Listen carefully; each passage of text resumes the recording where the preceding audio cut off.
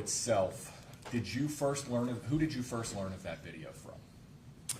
One of the witnesses that, or I'm sorry, an individual that sent me a email sent me that video. And to be clear, that would have been Ms. Wolfley? Yes, sir. When did you receive the email alerting you to the existence of that video? The following week, sir. Okay. Do you know an exact date? I do not, sir.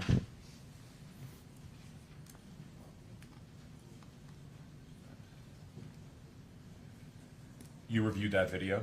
Yes, sir, I did. And that's the video that was presented during your direct examination with Mr. Lay, what appeared to be in the dog park, right? That is correct, sir. Advising that Mr. Radford had told him that he was going to die, Yes, sir, that's correct.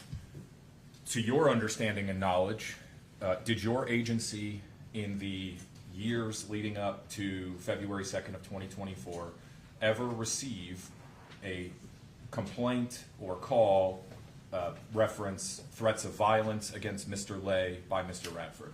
No, sir, not that I'm aware of. There was a mention in that video that he was instructed by the police to record those videos.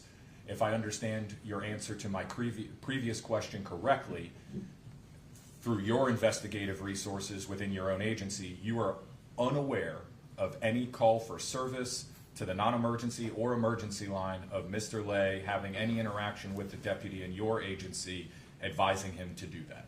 That is correct, sir.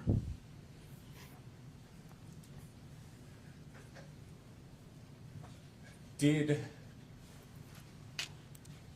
your analysis or the digital forensics analysis of the digital forensic analyst who did the cell phone extraction, did either of you utilize the geolocation data located in that extraction to verify that that video was actually recorded at the park on that specific day?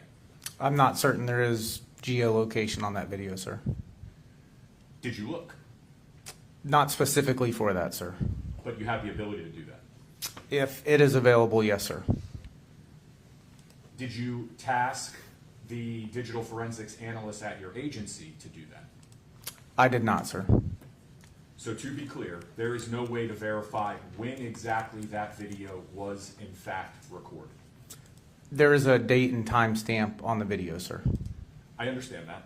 And to be clear contextually for the jury, that date and time stamp could be when that video was saved on the phone, right? Potentially, sir. But in and of itself, that does not mean that that video was actually created on that date and time. There is a date and time stamp on it, sir. My question is, can you say that that video was recorded at that date and time? And the answer is no. I cannot say with 100% certainty, but there is a date and time stamp on it. Is there any eyewitness testimony that you uncovered throughout your investigation that would corroborate that that actually took place that day? No, sir.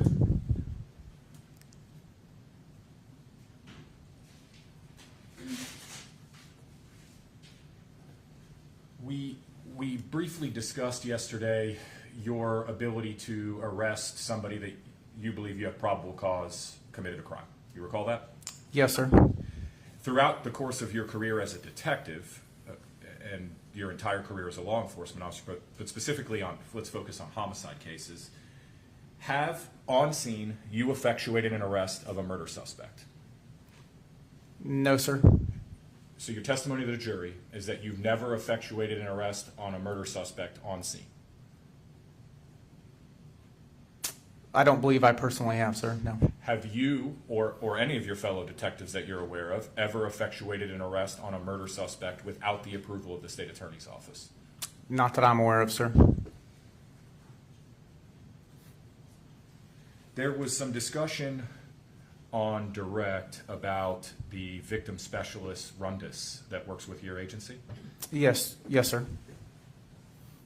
Her official title is victim specialist. I believe that's what it was at that time. I think it might have changed. I think she's now a manager over that section, but at the time, I believe victim specialist was the title that she was given. How many times throughout your career have you referred a potential homicide suspect to a victim specialist? I have referred the victim specialist anytime it's been requested. Anytime it's ever been requested, I've referred the victim specialist. My specific question, Detective, is how many times in your career have you referred a potential suspect in a homicide investigation to a victim specialist? At least on 2 occasions, sir.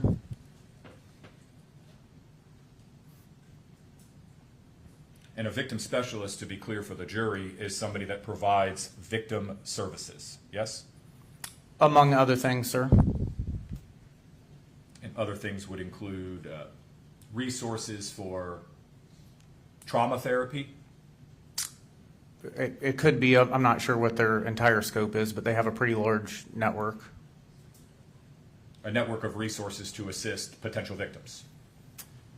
Among other things, sir, they also provide services for maybe family that's being accused of child neglect or abuse for services. So not always classified as victims, but that is the title.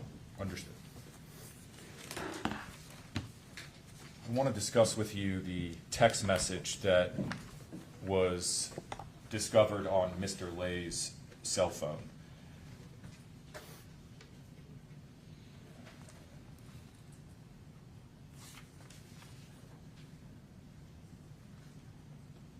Had you found this text message throughout the course of your investigation, prior to the presentation you testified you made to the state attorney's office in early March, I assume that you would have presented this text message as part of that presentation. Yes, sir. Like mentioned yesterday, had I located that, that would have been documented, sir. And publishing on the overhead what has been entered in as State's Exhibit 18, which is this text message. Now, did you speak to Sue Jones after learning of this text message? No, sir. Now, investigations, even though charges may have been filed, investigations can be ongoing, right? That is correct, sir. So you could have reached out to Sue Jones to discuss with her the context of this conversation, Yes, sir. and you did not. That is correct. And to be clear for the jury, and I appreciate the quality of the explanation you gave about the UTC time, because that can be rather confusing. Yes, sir. The dates that we have here, except for Ms. Jones' text, are accurate, right? The 2-1 dates are accurate? Yes, sir. Ms. Jones' text message was actually sent on January 30th of 2024? Yes, sir. I believe it would have been the 30th at, I think, 11/19/55. And what we have in State's Exhibit 18 is a text from Sue Jones to Walter Lay's cell phone, yes? That is correct, sir. And it says, "Hey Walt, I have not been able to find any paperwork from my court case. I do remember that his first name is Declan. I have given this some serious thought. I do hope you will file a police report because what he is doing to you constitutes a hate crime and he needs to be stopped. Have Tammy or one of the guys ask him what his last name is. Let me know what is going on. Love you." Right? That's what it states? Now, and moving forward with the timeline, on February 1st of 2024, at roughly 1:11 p.m., Mr. Lay responds, right? He does send her a text message, sir. Okay. And to be clear for the jury, this text message is roughly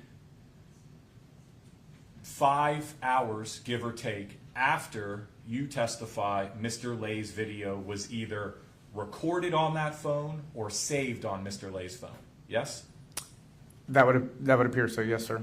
So Mr. Lay either records or saves a video alleging that he was threatened by Mr. Radford at the dog park on February 1st at 7:58 a.m., I believe you said? Yes, sir. 7:58.05.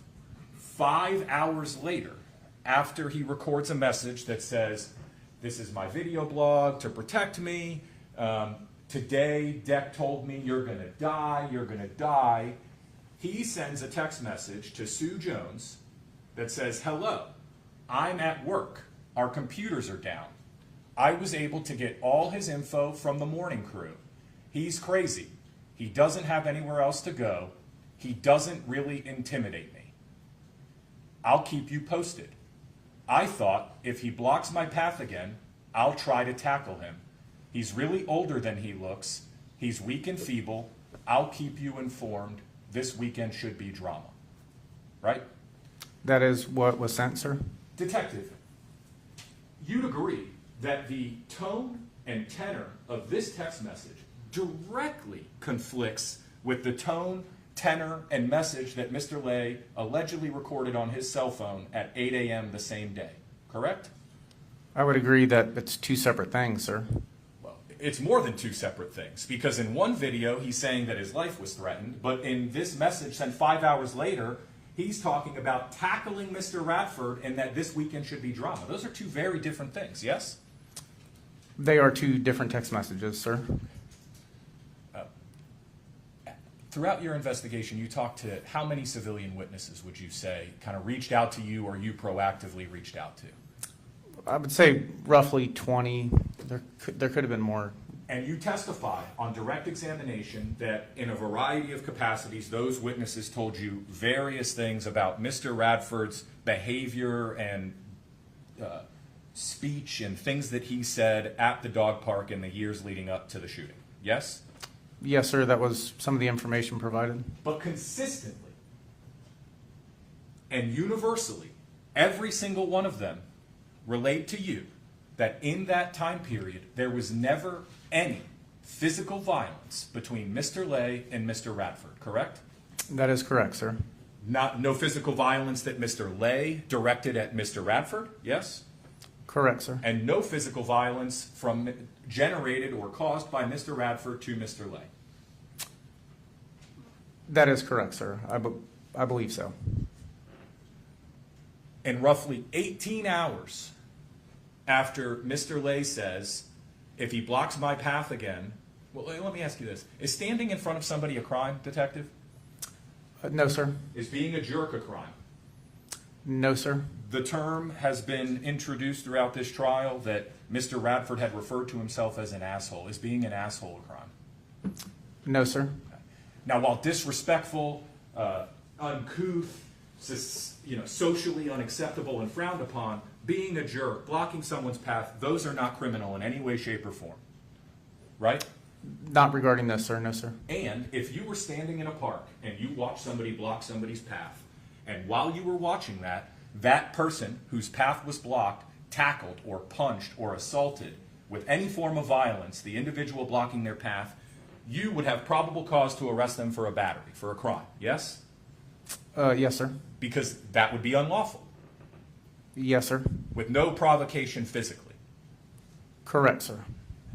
Is it a coincidence to you that 18 hours after this text message was sent, with a history of 2 years of no violence, verbal disputes, disagreements, animosity, but no violence, is it a coincidence to you that 18 hours after Mr. Lay says, I'll try to tackle him if he blocks my path again, that for the first time in the dynamic that you investigated and from the witnesses you spoke to, that Mr. Radford told you that he was tackled and attacked by Mr. Lay? Is that a coincidence?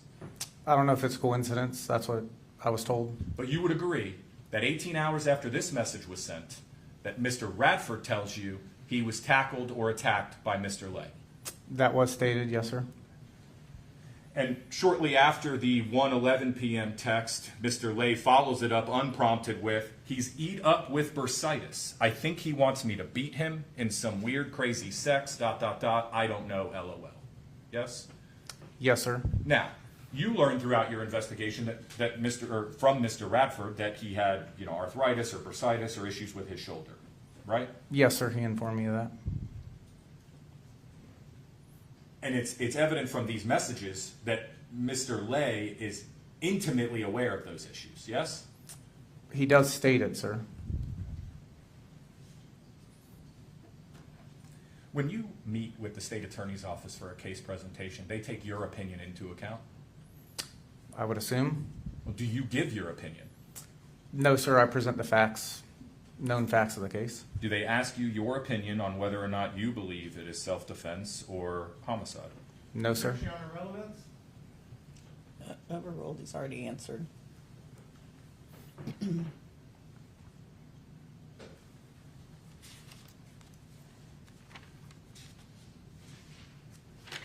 Detective, if someone threatened your life, disregarding Mr.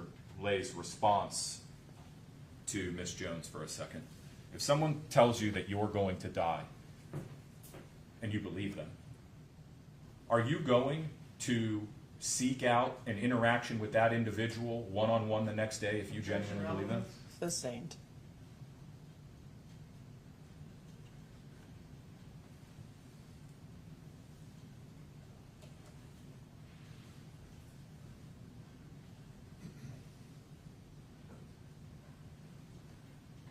Detective Harrop, throughout the course of the 30-plus days that you were investigating this case before you arrested Mr. Radford,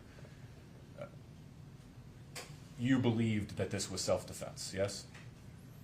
No, sir. The truth is that you told Mr. Radford that you thought it was self-defense, correct? No, sir. Are you sure that you never told Mr. Radford that this was self-defense? Not just once, actually, but on 6, 7, or 8 occasions. No, sir. Do you recall giving testimony in a pretrial hearing on this case? Yes, sir.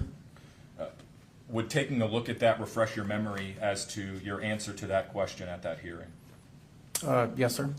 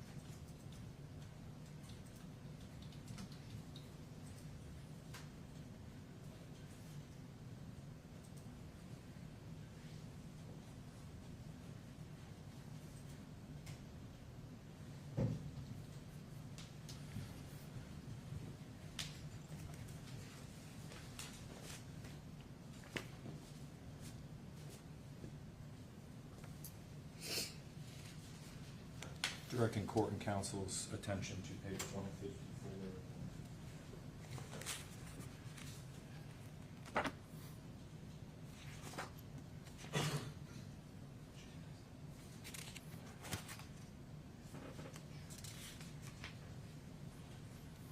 Permission to approach the witness, Judge?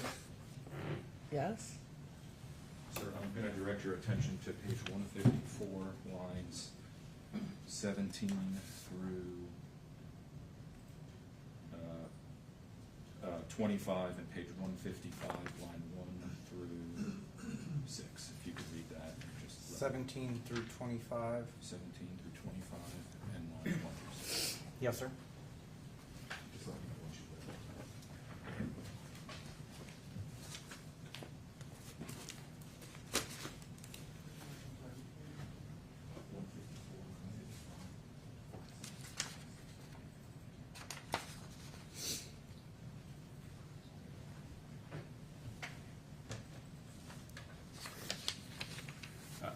Is your memory refreshed as to what you said the last time I asked you that question?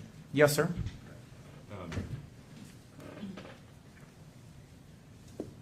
Do you remember telling Mr. Radford that you thought this was self-defense on more than one occasion? I did not say that, sir. Okay. In fact, I just asked you in front of the jury, did you ever say that to Mr. Radford, and your answer was no. That is correct. At a previous hearing, you were on the witness stand under oath, yes? Yes, sir, I was. Swore to tell the truth? Yes, sir, I did. And at that time, I asked you, referring to page 154, line 17, question, how many occasions did you tell Mr. Radford that you thought it was self-defense? Answer, I don't know if I ever specifically made that statement to him. Question, are you sure about that? Answer, I'm not positive about that. Question, so it's possible, in fact, throughout the course of the 35 to 40 days before Mr. Radford was arrested, that you actually told Mr. Radford, I think this is self-defense. Answer, I don't know if I ever stated that to him. Question, it's possible you did, though. Answer, I don't recall ever stating that to him. Question, are you sure? Answer, I'm not, sir. So today you've told the jury unequivocally that you did not say that, but previously, under oath, you in fact implied and said that it is possible you said that to Mr. Radford. Which is it? So at that time, during that hearing, I hadn't listened to every single interview or interaction that I had recorded. I didn't believe I had ever said that to him. Since then, I have, and I never stated that to him. So that's what it is. That's interesting, Detective, because you testified yesterday that you weren't wearing a body camera during this investigation, right? I was not, sir. And so the only footage you could review is either the interviews that you conducted, which are a small segment of time, or the body cameras of other officers, yes? Yes, sir. And in fact, when those cameras aren't recording in the interview room, you're traveling with Mr. Radford to and from parking lots, you're talking about the case, you're going to crime scenes, but your interactions with him are not captured on those videos, yes? They are captured. Okay, so your testimony to the jury is that you had no conversations with Mr. Radford that were not captured on body cams. Is that what you're saying today? A conversation, no, sir. Everything that we talked about regarding the case was in some way, shape, or form recorded. I'd imagine that had you been wearing a body cam, the jury would know for sure if you're telling the truth or not, right? I mean, there would be body cam available. Yeah, so there'd be body cam footage of you traveling to Mr. Radford's house before you activate a recorder to interview him. And after you turn off that recorder and you say, hey, man, I think it's self-defense. This is a process. I've got to go through this process, right? I mean, that wasn't stated, but the case itself, the discussion regarding the case was either audio and or video recorded. Let's talk about the body cameras. Detective Hoffman, or Deputy Sheriff Hoffman, his body cam is activated the second he starts traveling to the crime scene, yes? Yes, sir. It captures every interaction for hours that he has with other deputies, yes? Yes, sir. It captures every interaction he has with civilians, yes? Yes, sir. Even when He's not talking to anybody. The camera is running. Yes? Yes, sir. And had you had a body camera, we would know, and the jury would know, every conversation and statement that you made while Mr. Radford was in your presence. Yes? I mean, there would be body cam available. There are other modes that we record, i.e. audio and video, from my cell phone, which I did. But body cam, yes, I do not have body cam footage of myself. And when you are walking to and from interview rooms, if there was a body cam active, we would know exactly what conversations took place, correct? Yes, sir. We didn't like travel together in a vehicle or anything like that, but if I had a body cam, that would be available, yes, sir. Do you think telling a potential suspect or somebody that you genuinely believe acted in self-defense, hey, I think this is self-defense, is a rather important statement to make in an investigation? Yes, sir. Okay. So when I asked you at that previous hearing, did you ever tell Mr. Radford that this is self-defense, and your answer was, I don't know, why wouldn't you remember that? Because I didn't believe I had ever said that to him. Well, in fairness, detective, that was not your answer, though. Right? You could have said that. Well, in essence, that was my answer, sir. That was the substance of what I answered. We covered, and you agreed yesterday, that words matter. Yes? They do, sir. And your words, under oath at a prior hearing, were,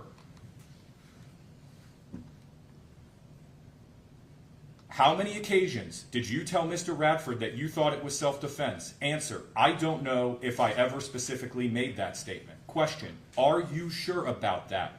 I'm not positive about that, right? That was your answer. That is correct, sir. Okay, and today you are telling the jury, because you reviewed footage of other deputies, not your body cam footage, because we don't have that, that you are 100% sure that you never said that. Is that what you're telling the jury?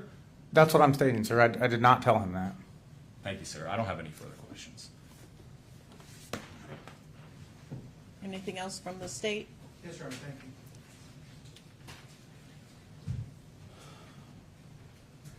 I was going to ask you yesterday if Mr. Fudge said words matter multiple times, but he did me the favor of saying it again today. Words matter, right? Yes, sir, they do. Okay. I think I left the text message there. That was the only one I had. That's the one I happen to be looking for. Give me 1 sec, make sure I didn't mix it. Oh, I did.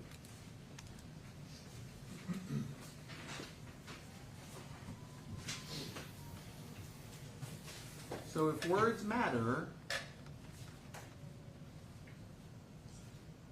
I mean, I have an English degree, but I can't rely on that. If, the word is if in the text message, right? Yes, sir. If he blocks my path again, it doesn't say then, but then it says, then I'll try to tackle him. The text message that we focused on so intently has the word if in it, right? Yes, sir, it does. If I were to make a statement like, if you give me $100, I'll give you something of value, the presumption is you have to give me the $100 first before I give you the thing of value, right? That would be correct, sir. It's what we call a conditional statement. Yes, sir. Okay. Now, Mr. Fudge has gone to great lengths, mostly yesterday, to talk about all of the instances where Mr. Radford could have gone to the bathroom, could have gotten treatment from medical attention, because we know he got some medical attention. He got bandages on his face. You gave him a bottle of water, right? There's all of Yes, these sir. moments that he asked you about that led up to the interview at the station and then eventually the pictures back at the dog park of Mr. Radford. Correct, sir. And I don't think it takes a genius to guess that he's probably suggesting there was time Mr. Radford could have cleaned his face. That is correct, sir. Does this body cam have a timestamp on it? Yes, sir, it does. 8:05? That is correct, sir. What's our time of offense? The 911 call was made at 07:55, sir. I mean, look, you're not a doctor, but this sure looks like blood on his face, doesn't it? All right, Mr. Diaz. But you watched the body cam footage from Deputy Hoffman, right? Yes, sir.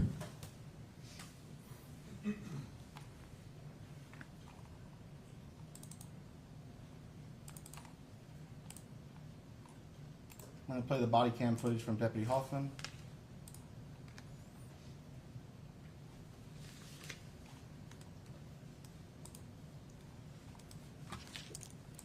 Sound is turned off. Deputy, we can actually do things to this video to, for example, slow it down, right? Yes, sir.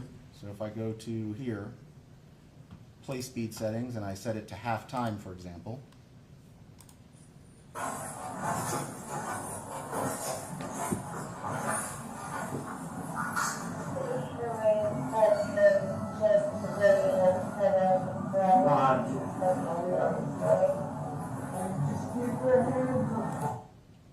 It's from a distance, but here we are at 8:02 and 14 seconds.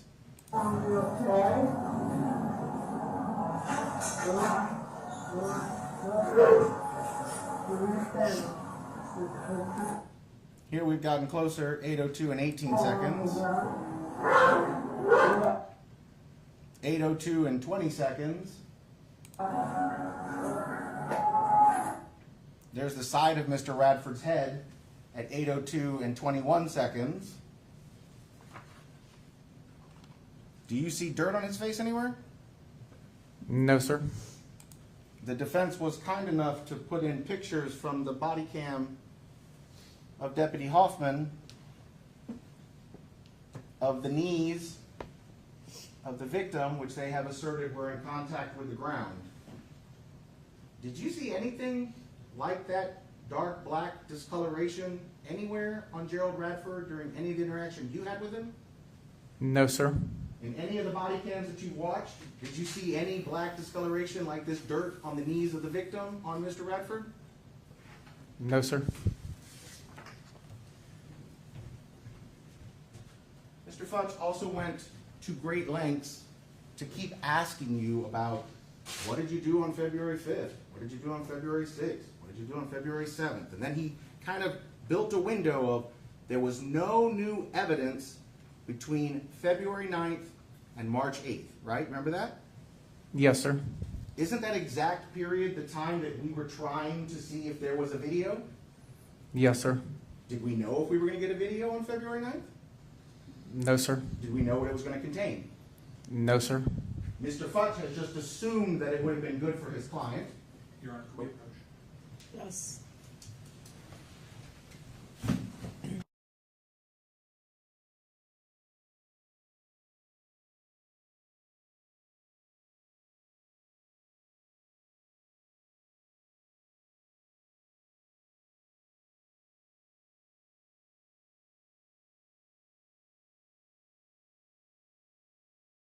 February 9th, what that video was going to show if we ever got a video? No, sir. Did we know that on the 11th or the 12th or the 15th or the 20th even when you got involved?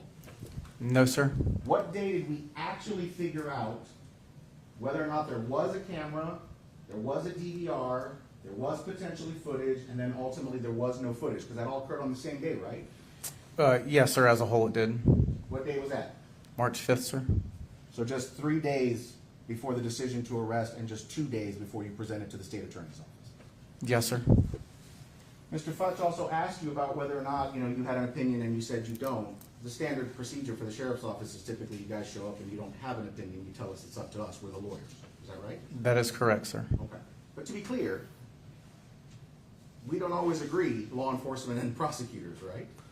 That is correct, sir. There are times where you think we should arrest people and we say, no, we don't. There are times where you think maybe we don't arrest people and we think, yes, we do. Correct, sir. But at the end of the day, the call is ours. Yes, sir. Mr. Futch asked you about whether or not you can be sure the video was filmed at the dog park. This is the video we're referring to. Let me find it here. This is the video at dog park, which is attached to the third interview. Then states. 16. Thank you. Sorry, Your Honor.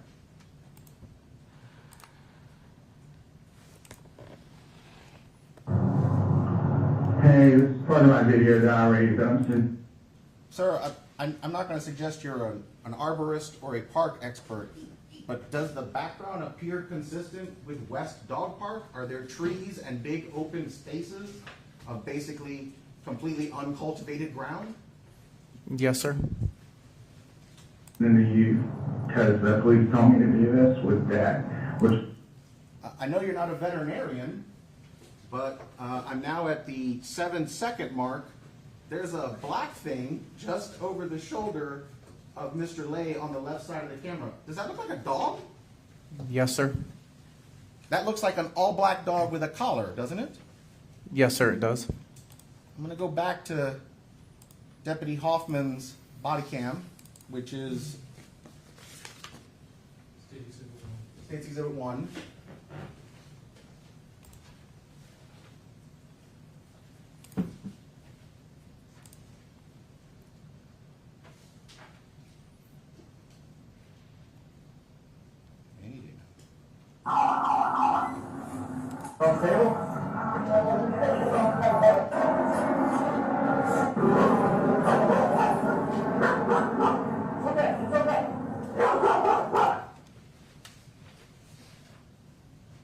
I won't ask you to comment on what that animal there looks like. I'll just let the jury look at it. But we are, for the record, at the Objection, Your Honor.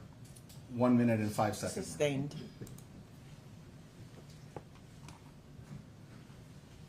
Now, you were asked about whether or not you told Mr. Radford that you did or did not think this was self-defense. And so I want to ask you about techniques that you can use as a detective when you're trying to get witnesses or even potential suspects to talk to you. One of them is, can you lie to them? Yes, sir. I mean, could you grossly lie, even to a suspect? Could you tell the suspect, for example, we've got you on video, we know you did it, just to see what he says? Yes, sir. Could you invent the existence of fingerprints or DNA or even the existence of people to say, we have witnesses who saw you do this? Yes, sir. You can flat out lie to people when you're interviewing them, even when they're suspects. That's correct, sir. Even when they're actually already arrested and charged, if they're talking to you, you can just still continue to lie to them. Yes, sir. You were asked if you told Mr. Radford that you thought this was self-defense, and you said you never said that. But even if you suggested it, even if Mr. Radford thought that, you could lie to him, correct? Yes, sir. Ultimately, even if you did think it was self-defense, your opinion is not the deciding opinion, right? Mine is the deciding opinion for charging, the state attorney, I mean. Yes, sir, that's correct. And the ultimate decision is theirs, correct? Yes, sir, it is. So we started this, and I want to end again on words matter. And so I want to go back to the jail phone call of Mr. Radford. Let me get my list. State Exhibit 17, and specifically, it's the phone call that ends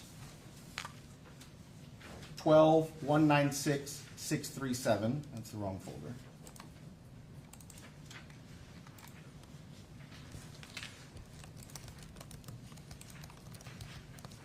for English, press And in a minute, I'm going to play at the 4 minutes and 33-second mark, roughly. But I want the jury to understand where we are chronologically in the progression of not just the investigation, but the case. This call, we've already established, is March 31st. Mr. Radford is arrested when?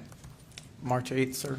And on March 18th, did you testify in court at a different proceeding where the state basically put on the evidence of what we thought we had against Mr. Radford? Objection, Your Honor. For reproach. Yes.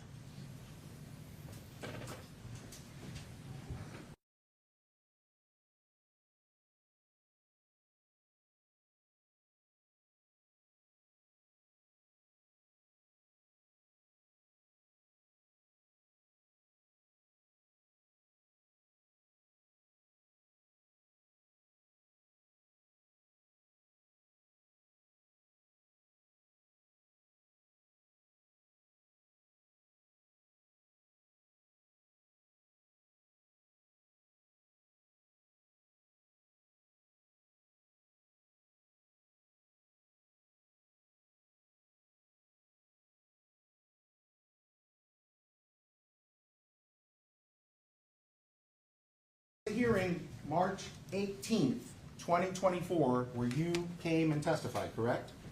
Yes, sir. As part of that testimony, Mr. Radford would have been in the courtroom and heard you talk about how the autopsy results did not comport with his version of events as he described the shooting, correct? They were discussed during that hearing, sir. So by the time March 31st comes around, he now knows that there's a piece of evidence he's never heard before until March 18th about the autopsy. Is that correct? That would be correct, sir. You've never told him the autopsy results on prior to March 18th when he hears it in court. That is correct, sir. And so on March 31st, I will play it again. This is at the roughly 4-minute and 33-second mark. I go over it. I can't help but go over it again. Yeah. I think nothing's wrong. The only thing I did wrong is call that guy a fag. Yeah. I didn't twist the gun. I didn't fucking make him do the thing too big. I didn't give him HIV. And I sure as hell didn't want it from him. Yeah. No. I turned around to look for the whiskey, and when I turned back around, he covered 10 feet in a matter of seconds. It was probably 15 feet. But there was an airplane going over. I didn't hear a damn thing. I was fumbling with my phone in my hoodie, trying to get the volume down, and just bang! All of a sudden, I'm on the ground on my back, and he said, Yeah. Is Mr. Radford saying the victim covered 10, maybe even 15 feet, basically ambushed him while a plane was going overhead, and bang, he was hit, and all of a sudden he was on the ground? Yes, sir. That's March 31st. So since words matter, I want to go back to the defendant's first interview, which is part of State's Exhibit 16. And I'm going to play the audio only just because it's easier to jump around. There's the open with. This way.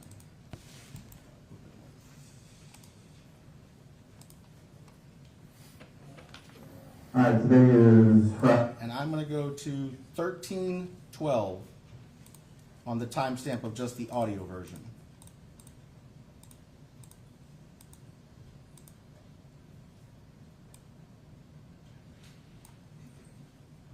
So he comes walking the other way and he said something. And I said, fuck off. Will you just, and we're like walking towards each other. Did he just say, we come walking towards each other? Yes, sir. We're like walking toward each other. And again, I'm not asking you to interpret this audio. Do you remember him saying to you in the initial description that the two men approached each other intentionally? Yes, sir. And he just fucking, he said, get away from me or I'll kick you. I don't know what he said. When Mr. Radford said, he said, get away from me or I'll kick your, I don't know what he said. When the he is he referring to, is that the victim? Is he saying the victim said, get away from me or I'll kick your ass? Yes, sir. I can't say he said it, or I'll kick your ass. I said, what are you gonna do? And then I woke up on the phone. He hit me. Obviously, he fucking hit me. Went down on the ground. And that's it. Scuffling on the ground, and then I'm on the phone, you go. Now, in that portion of the audio, is Mr. Radford saying that basically he said, what are you going to do? And then he got hit, and they were just magically on the ground the next thing he knew. Yes, sir. But I want to direct your attention also to 1730 as it relates to the audio clip, the audio version.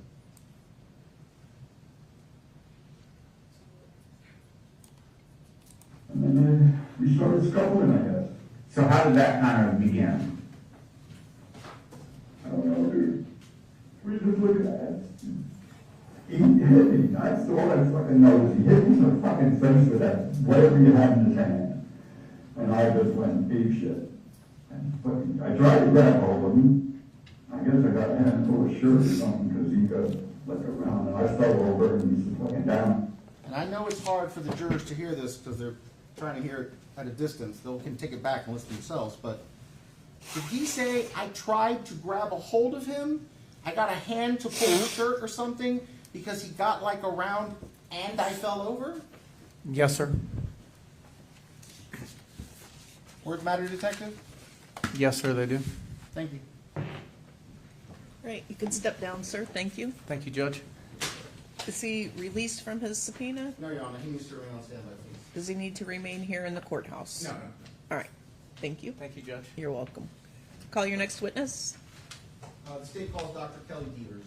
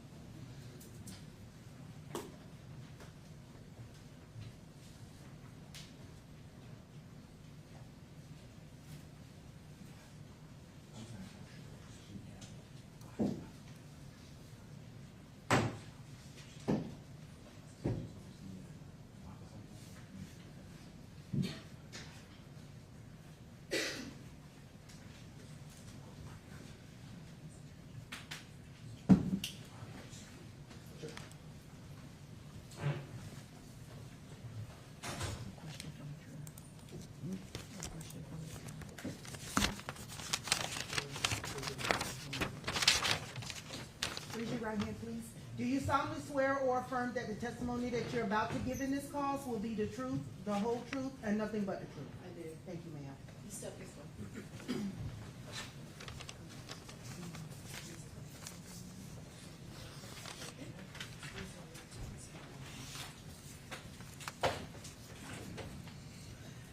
Good morning, how are you? Good, how are you? Good. If you would, please introduce yourself to the jury and spell your name for us all. My name is Dr. Kelly Garland Devers, Kelly, Garland, D as in David, V as in Victor, ERS. Dr. Devers, morning. Good Where do you morning. work? The Hillsborough County Medical Examiner Department. And I think you use the word medical examiner. Do other states call them coroners? Yes, it's not the same thing, but similar. Okay. But I think that may be the term people Yes, know more commonly many people here. are yes. Okay. Tell me how you became a medical examiner. I assume you went to medical school at some point. Yes, Tell me about that. yes. I actually was a nurse first. I got my bachelor's degree from Virginia Tech, and then became a registered nurse and worked in an intensive care unit for about 10 years. After that, I went back to school, to medical school at the George Washington University in Washington, D.C., and got my MD degree. Then I went to a residency program in Albuquerque, New Mexico, and trained there for 4 years in anatomic and clinical pathology, and then went on to do subspecialty training in fellowship at the University of Florida in Gainesville for neuropathology, a 2-year fellowship I completed there. And then I came here to Tampa and did a forensic pathology fellowship for 1 year, and then stayed on at the medical examiner's office, and I've been there since 2012. And how many years of schooling is that in total between starting medical school and eventually becoming a full-blown medical Like- examiner? 17, 18 years. Okay. How long have you now been a medical examiner? Officially since July of 2012. Okay, so not quite 13 years. Right. That puts you about 30 years in the field of medicine, not counting your years as a nurse? Yes. What is your current assignment or duty or responsibilities at the medical examiner's office? I'm currently the chief medical examiner, and I have a deputy chief medical examiner and 4 associate medical examiners, and we all work together, and I'm supervise them, and then we also teach medical students at the University of South Florida and do other outreach for the community as well as do our work, which is autopsies. All right, and so I know you probably have a variety of administrative jobs and whatever now in the work that you do, but in terms of a homicide case and a homicide investigation, what is the role of a medical examiner? What do you all do? What are you tasked with doing? So we're technically forensic pathologists, so we are tasked with determining the cause and manner of death in cases that fall under the jurisdiction of the Florida statute. And 4611. What is cause and manner? Why is that a distinction? What does that mean? Cause is the disease or injury that leads to the person's death. The manner is how it happened. So if it is a car accident, it would be an accident. So manner could be a natural death, like from cancer. It could be an accident from a motor vehicle accident or an overdose. It could be homicide, which would be death at the hands of another person, or a suicide, death at your own hand, or undetermined, meaning, for example, we find a skeleton in the woods and can't really determine the cause of death because of the state of their remains. Now, you say that you make a determination ultimately of manner, suicide, homicide, accident, natural causes, unknown. When you say homicide, though, that's not a legal determination, correct? Not for us, no, it's a vital statistics determination. Okay, so it's not like you're telling the jury this is definitely No, that's homicide. not our job. Our job is just to find out how they died. Okay. So walk me through what the process is of how the medical examiner's office would get involved in a case and what like the initial stages leading up to the autopsy might be. Well, we would be contacted by law enforcement that in this case a body or a person has been found injured and taken to the hospital and died. So the law enforcement officers would call our office and talk to our death investigators and inform them that we have a person who has died and needs to come to the medical examiner's office for an examination. Now, if a case is a person is found dead, like in the woods, right, clearly dead, Right. they don't send them to the hospital, right? No. Do they go basically straight to the medical examiner's office? Yes, they do. But if life-saving efforts are, if a situation where life-saving efforts are rendered and a person is taken to the hospital, does the body then come to you all after the hospital? Yes.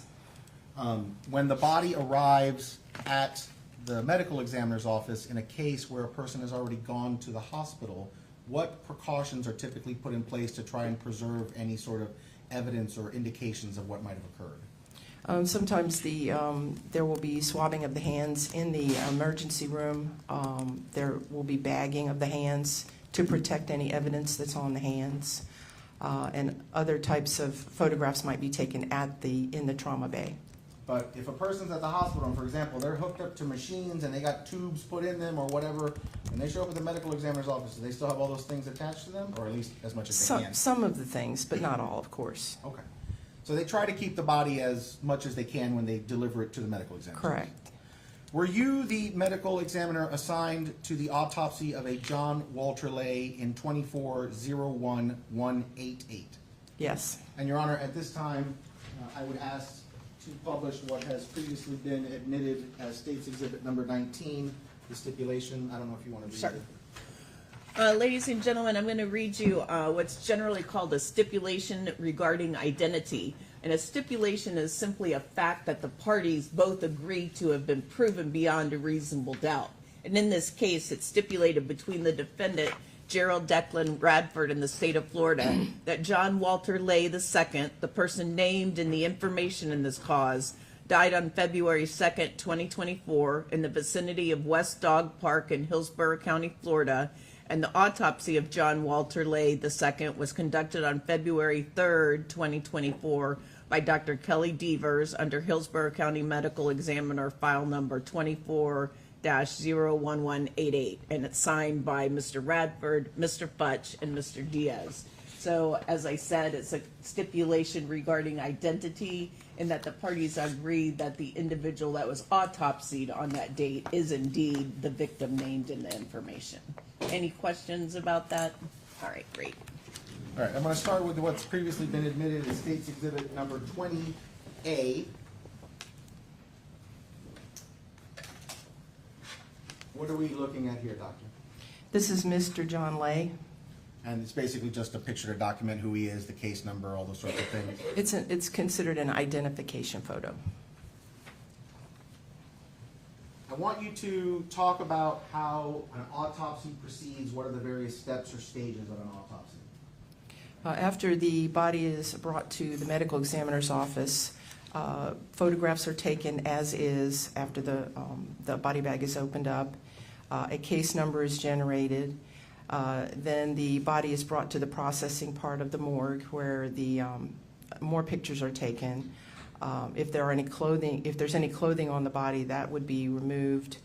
fingernail clippings taken, and other types of identification like fingerprints, scalp hair samples, and after that has happened, then the body is prepared for autopsy and brought to the morgue station, where the body is again photographed in the as-is state. And after the photographs are taken, then documentation of the external examination begins with it's called a body diagram. So we actually write down indications of injury, any tattoos, hair color, eye color, all of the external findings first from the front and the back of the body. And after we do that, then we would create a Y incision with a scalpel and open up the chest plate and remove the ribs in the front and look at all of the organs in the body, and then remove the skull cap and look at the brain as well. And we will take pictures as we go along.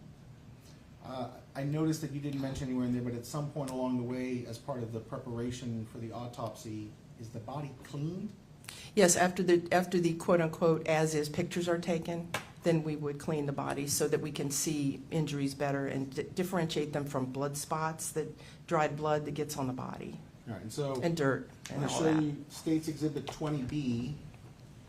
This is after a body has been cleaned, right? I mean, he looks pretty clean here. That's correct. All right, so there was a time that he came in and he's still got all the medical equipment or whatever might have been attached to him, any blood or other debris on him. This is after Yes, that. yes. Okay. So we're looking at States 20B. Tell me what you notice about this picture that is of initial interest to you in performing an autopsy. The right side of the chest, which is on the left side of your picture there, there is a wound consistent with a gunshot wound. Is this what you're referring to that I'm pointing to here, this sort of darker spot on the right side of the chest? Yes. Do you notice anything about the face, just kind of taking an initial look at it here? There are some injuries that we will focus on, and take more close-up pictures later. There's an abrasion under the left eye, and perhaps the chin. There's a little pink spot on the right side of his face, on his chin, that you can see in this picture. All right, so here's States 20C. This is more of a close-up, and then eventually 20D. Now, doctor, what is it about this picture that tells you, and you saw it live and in person, what is it about this wound that tells you this is a gunshot wound? There is a hole in the center, which is in this picture looks pretty black, and there's a margin of abrasion, which is where the projectile passes through the skin and rubs the skin and creates this black rim. And then around that are these little red dots, and that's called stippling, and that's created by gunpowder that strikes the skin and causes tiny little abrasions or injuries to the skin itself.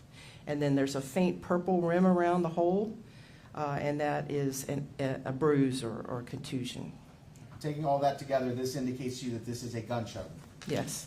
Can you tell if this is an entry or an exit wound? It's consistent with an entry wound, And why is it consistent with an entry wound?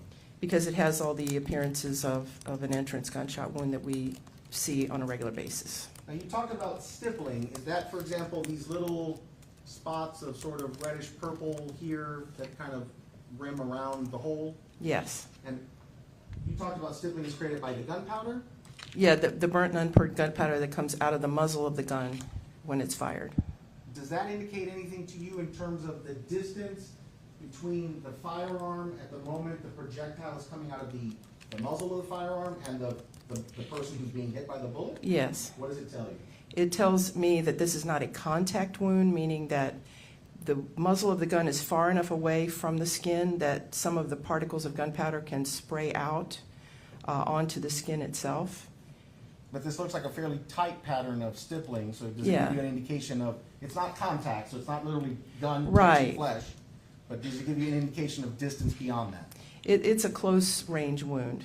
And close, what would you define close as? Less than 12 inches, probably just a few inches. All right, so somewhere definitely less than 12, maybe Yes. just 2 or 3. We can't say exactly by looking at the wound. We have to have more information. Is this ultimately the fatal wound for Mr. Lay? Yes. And explain to us why this wound is fatal. This wound goes through rib number 2 on the right side of the chest, and then it passes into the right lung, perforates the right lung, then it enters the pericardial sac, which is the heart sac, and it hits the aorta at where it comes off the heart, so that the aorta is that large blood vessel, the artery that comes off the heart and pumps blood to the rest of the body. The aorta gets perforated, then the projectile enters the heart itself and perforates the heart, and it continues sharply downward towards the diaphragm on the left side of the body after it exits the heart sac, and then it perforates the diaphragm, which is the muscle that helps you breathe. It goes through the diaphragm and it hits the stomach on the left side of the body. So if you feel your rib cage on the left side of your body, your stomach's kind of right under there. It goes through the stomach and it keeps going downward, and it again hits the aorta lower down towards the groin area, where, not really the groin area, but lower towards the pelvis. And then it hits the left renal artery, which feeds the kidney on the left side. And then it ends up going into the deep muscles of the back on the left side of the body and ends in the lumbar region, or the lower part of your back.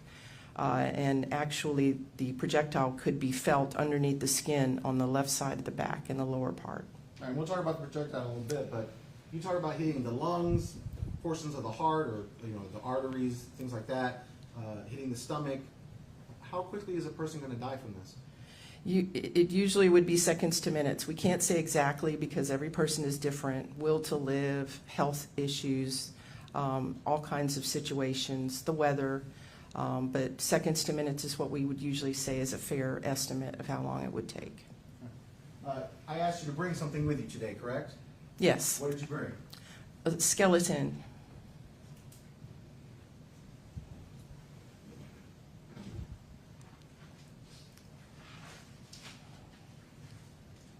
Is this your skeleton from the medical examiner's office? Yes, it is. Judge, could I have Dr. Beaver step down from the witness stand? Sure. I brought this prop gun. It's plastic. It's not real. I'm going to give this to you, and I'm just going to be a stand for your skeleton. Okay. Doctor, what I want you to explain to the jury is, first, where is this hole in the body of Mr. Lay? I'm going to just pull this zipper down so you can see a little better.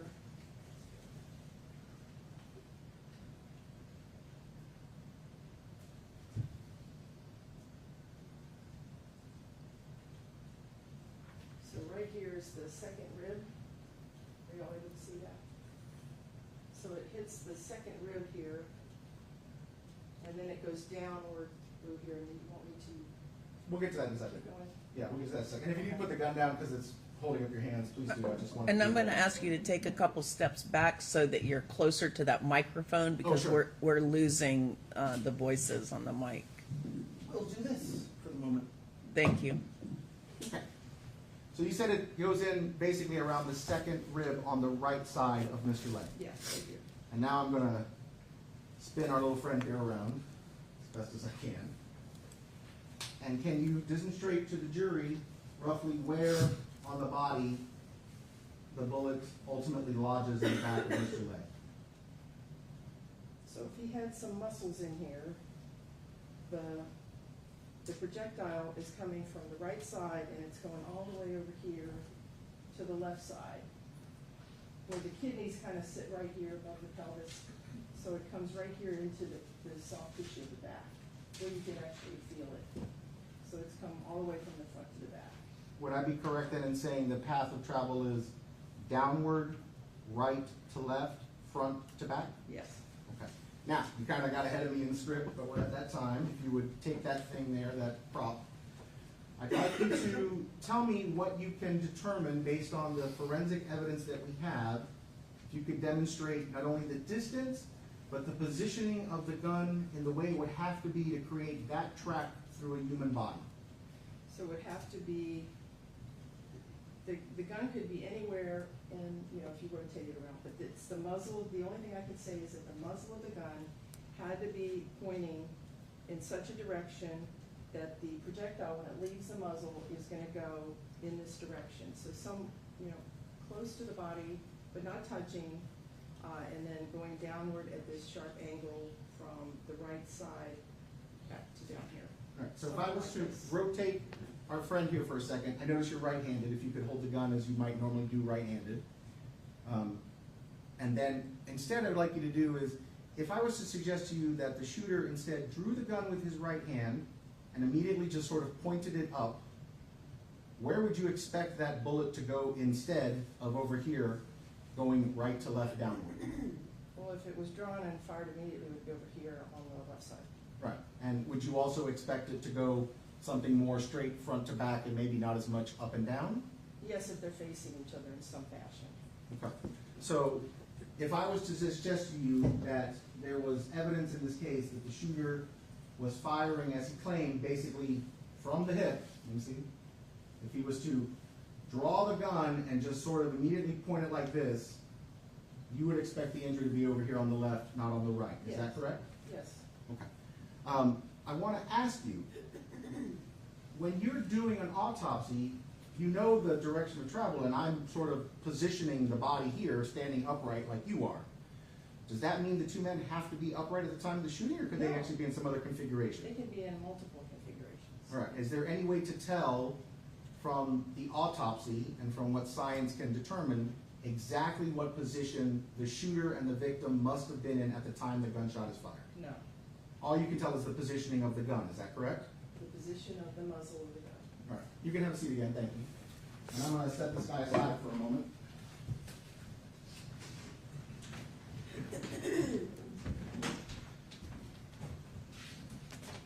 I happen to have one that's a little easier to move around.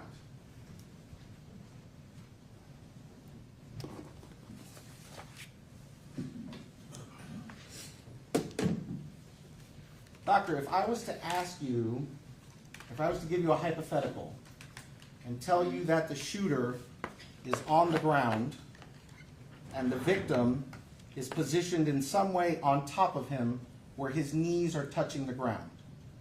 There are a variety of positions the victim could be in. He could be sort of fully upright. He could almost be completely leaned over, correct? Yes, so the skeleton is the victim, you're saying? Yes, the skeleton is the victim and he's on top of somebody, Okay. and we can set him at any angle Sure, from sort of 0 degrees to 90 degrees. yeah. We can't be sure exactly. Does it get harder to achieve a gunshot at this angle if the person is upright? Meaning the victim is upright and the shooter is laying on the ground. Well, if you're kneeling, then that limits your motion. You don't have as much mobility as if you would if you were standing. Right, but I'm asking if the shooter is on the ground Okay, and he's drawn the gun in my hypothetical again Right. with the right hand, yeah. is it difficult for him to get his arm all the way up here to be able to shoot downward into the victim? If the guy's if he's straddling him.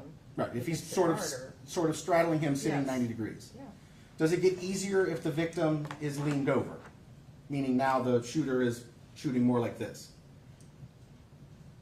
Yeah, probably. Okay. Does it make a difference if the shooter his face is right underneath the face of the victim? Can that change the equation? Well, it makes it harder to move that arm and get that arm in that position Well, we're going to get to that. if they're facing each other. Okay. And Your Honor, if I can use Mr. Cruz and we can use him as sort of a prop. Sure. Mr. Cruz, if you would please bring your step stool, and we'll get to the step stool in a minute. Put it there if you would. Doctor, I'm going to try and demonstrate a variety of things, and if it's easier for you to step down so you can see Oh, better. no, it's okay. Okay.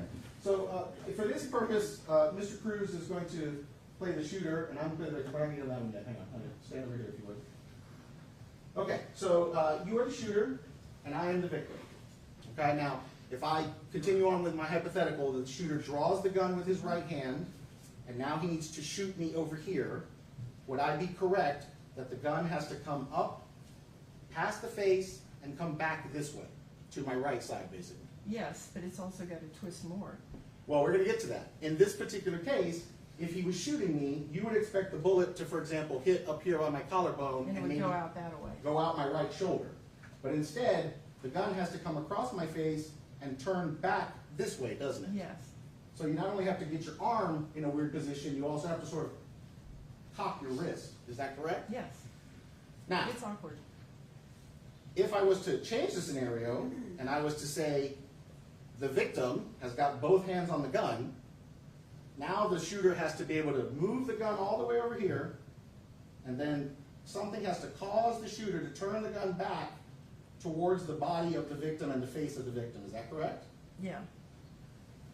Now that's assuming the two men are sort of eye level to eye level with each other. Yeah. Okay? But if for some reason, through the course of this proceeding, we discovered that there was now a suggestion that the shooter was actually a little bit more raised up and the victim was further down the body, which Cruz, if you'd stand on the thing. Stable? Stable. Okay. So again, you'd have to draw the gun with the right hand. We would have to be struggling or whatever's happening, and the shooter's going to have to come all the way across and still turn the gun back to what is effectively my left as the victim, correct? Yes. Is this still a weird angle, sort of, for a person to be shooting a gun? Yes. It's awkward. Does it get significantly easier just because I raised Mr. Cruz, Mr. Chambers up by, I don't know, maybe a foot on a step stool? Does that get any really easier? Not really. And again, we would still have to keep the gun basically pretty close to the body of the victim in all of this, is that correct? Yes, and it has to be, the wrist has to twist more. Right. Now, if I was the shooter, if I was the victim, which I am in this scenario, and I wanted to get this gun away from me to where it's not a danger to me, and I want to get it to the defendant, I either have to be able to twist it all the way down like this, or I could twist it up, which seems the faster, more expedient way, or maybe to the right of me, correct? Yeah, away from your body. If I'm twisting it to the left, what I'm really doing is I'm either pointing it at my face or straight into my torso, correct? Yes. If I was to further change the scenario and suggest that I not only have my hand on the gun, but now I gotta also somehow, as the victim, get my finger, some finger, into the trigger guard so I can meaningfully pull the trigger, is this just getting more and more complex? It's getting more complex. Does it seem less and less likely to be something that you would expect to happen in any sort of struggle? Yes. Okay. Thank you, Ms. Chambers.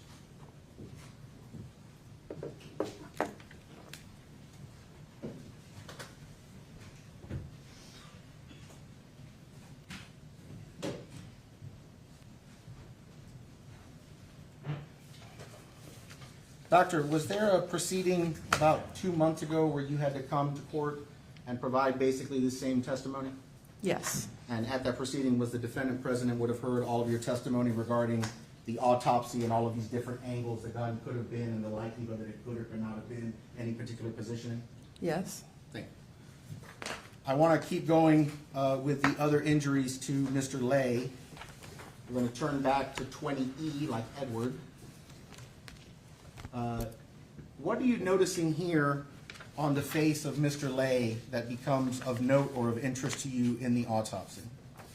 In this picture, under the left eye, there is an abrasion or a scrape of the skin. Is this what you're referring to? Yes. Okay, because it's right in the picture, but it's his left eye. Yes. When you refer to body parts, you refer to it like The right side of the body or the left side of the body. Right, okay. So this is what you're referring to. Yes. Anything else that you see here of interest? You really can't see much else. It's kind of a blurry photo. Okay. Well, I can give you the actual photo, and I know the photo doesn't do justice to the actual live, seeing in person. Did you notate other injuries to the face of Mr. Lay? Yes. What did you notate? On the right side, on the temple region, where next to the right eye, there is a bruise or a contusion. What else did you see? And then on the left side, on the ear, there is a contusion on the actual ear itself. Okay. The ear helix, or the soft part that you can wiggle around.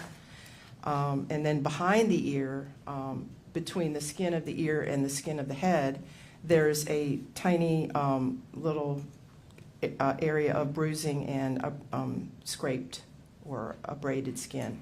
Did you notice anything on the forehead or the chin area of Mr. Lay? Yes, on the forehead, there's a linear abrasion or a linear scrape on the left side of the forehead. And then also on the top of the head, there's a abrasion or scrape right about here in the middle of the head, on the top of the head. And anything on the lower part of the face, the chin area? There's some little like punctate type red abrasions or scrapes on the underside of the chin, on the right side and near the middle. And you What is can't a- really see them What here. is a punctate abrasion? What is that? It's like a little, like a poke Okay. or a scrape, All right, tiny so scrape. This is states 20F. You talked about a linear abrasion on Mr. Lay's left forehead. Is that mark? That's it. You talked about the punctate marks on the chin area of Mr. Lay. This is states 20G. Is that what you're talking about? Yes. We talked about something in the area of his right temple. Is this area here just kind of beneath his eyebrow? Is this the area you're talking about? Yes. That's the temple area. All right, and can you tell me how these wounds are created? Can you say they're from a fist, they're from a baseball bat, they're from a knife, they're from a gun? What can you tell us about it? Just that it's an impact site from something blunt. The scrapes could have, an edge to it, but it's not a cut or a stab wound or a gunshot wound or anything like that. It's just coming from some kind of a scraping or a blunt type of injury. Could it be from a punch with a fist Yes, or an elbow, for example? yes, Those are all sort of blunt weapons, correct? sure. You talked about Mr. Lay's left ear. Yes. What about this ear did you notice or did you think was interesting? On the left ear, there are some purple discoloration on the inside of the cartilage of the ear, and that is a bruise or a contusion. All right, and I actually have a picture on the other side of the ear. Here states 20L. Can you zoom out? Is that what you're talking about? Yeah, so the ear's now been pulled up, and you can see that there's more injury underneath. So something has struck the ear and injured it and created an injury that goes all the way to the other side of the ear. So the ear, as we see it in stage 20I, and I'm sorry, I said L, it's actually 20J, the ear, the inside of the ear, it's J, not L. Those are effectively connected wounds? Yes, it's consistent with the one wound. And usually when someone's ear is struck, people don't peel back people's ears to strike the underside. It's usually one strike to the ear in some fashion that causes, and it's got to be hard enough to create that type of an injury. And when you say hard enough, does the use of an object increase the chances of a wound like this as opposed to just using a fist? It could, depending on the object. If I had a metal cup, like a metal thermos mug, and I was right-handed, and I swung it at the head of Mr. Lay, would I, assuming we're face-to-face, of course, would I hit him in the left ear? Yes. And if that cup had weight because it's full of liquid, would that potentially have enough force to do this type of Yeah, injury? because now it's got some heft to it. You talked about injuries to the back of Mr. Lay's head, or the top of his head, what I would refer to for me as my bald spot. Here states 20K, now 20L, and then you have shaved the head so we can see what is here depicted in 20M. Yes. And what do these tell you? So we have an abrasion here on the scalp. So it's again a scrape or a blunt impact injury. Okay. Did these wounds all appear, for lack of a better term, fresh, meaning they occurred at or around the time of Mr. Lay's death? They all have a similar appearance. And I want to ask you, do bodies bruise or get like, this is sort of red, this thing under his eye as depicted in stage 20B. Do those things happen once the heart stops pumping? Usually they start to get a paler look to them. So the fact that this is red, for example, the injury behind the ear is definitely red. The injury to the top of the head, those sorts of things. Do those suggest that those are injuries that are suffered by Mr. Lay prior to the moment he expires? Yes. It doesn't suggest that, for example, somebody beat him up afterwards. No, it doesn't look like a post-mortem or a wound that's created after death.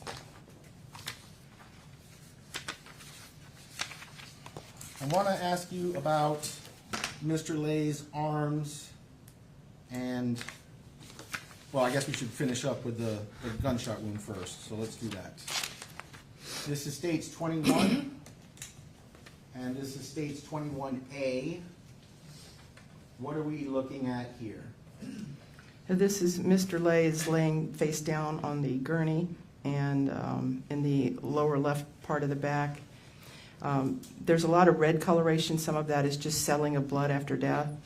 But in the lower left corner of his back or his lumbar region, there is a contusion, and I was able to also feel the projectile under the skin. All right, and I don't know if you want to stand up and point yourself, or I can try pointing from here, but can you tell us where you're talking about the lower left lumbar region? Right in this area. All right, and so on the left side of Mr. Lay's body, there appears to be sort of this configuration of three, maybe slightly darker red spots. Is that the sort of area you're talking about? Yes.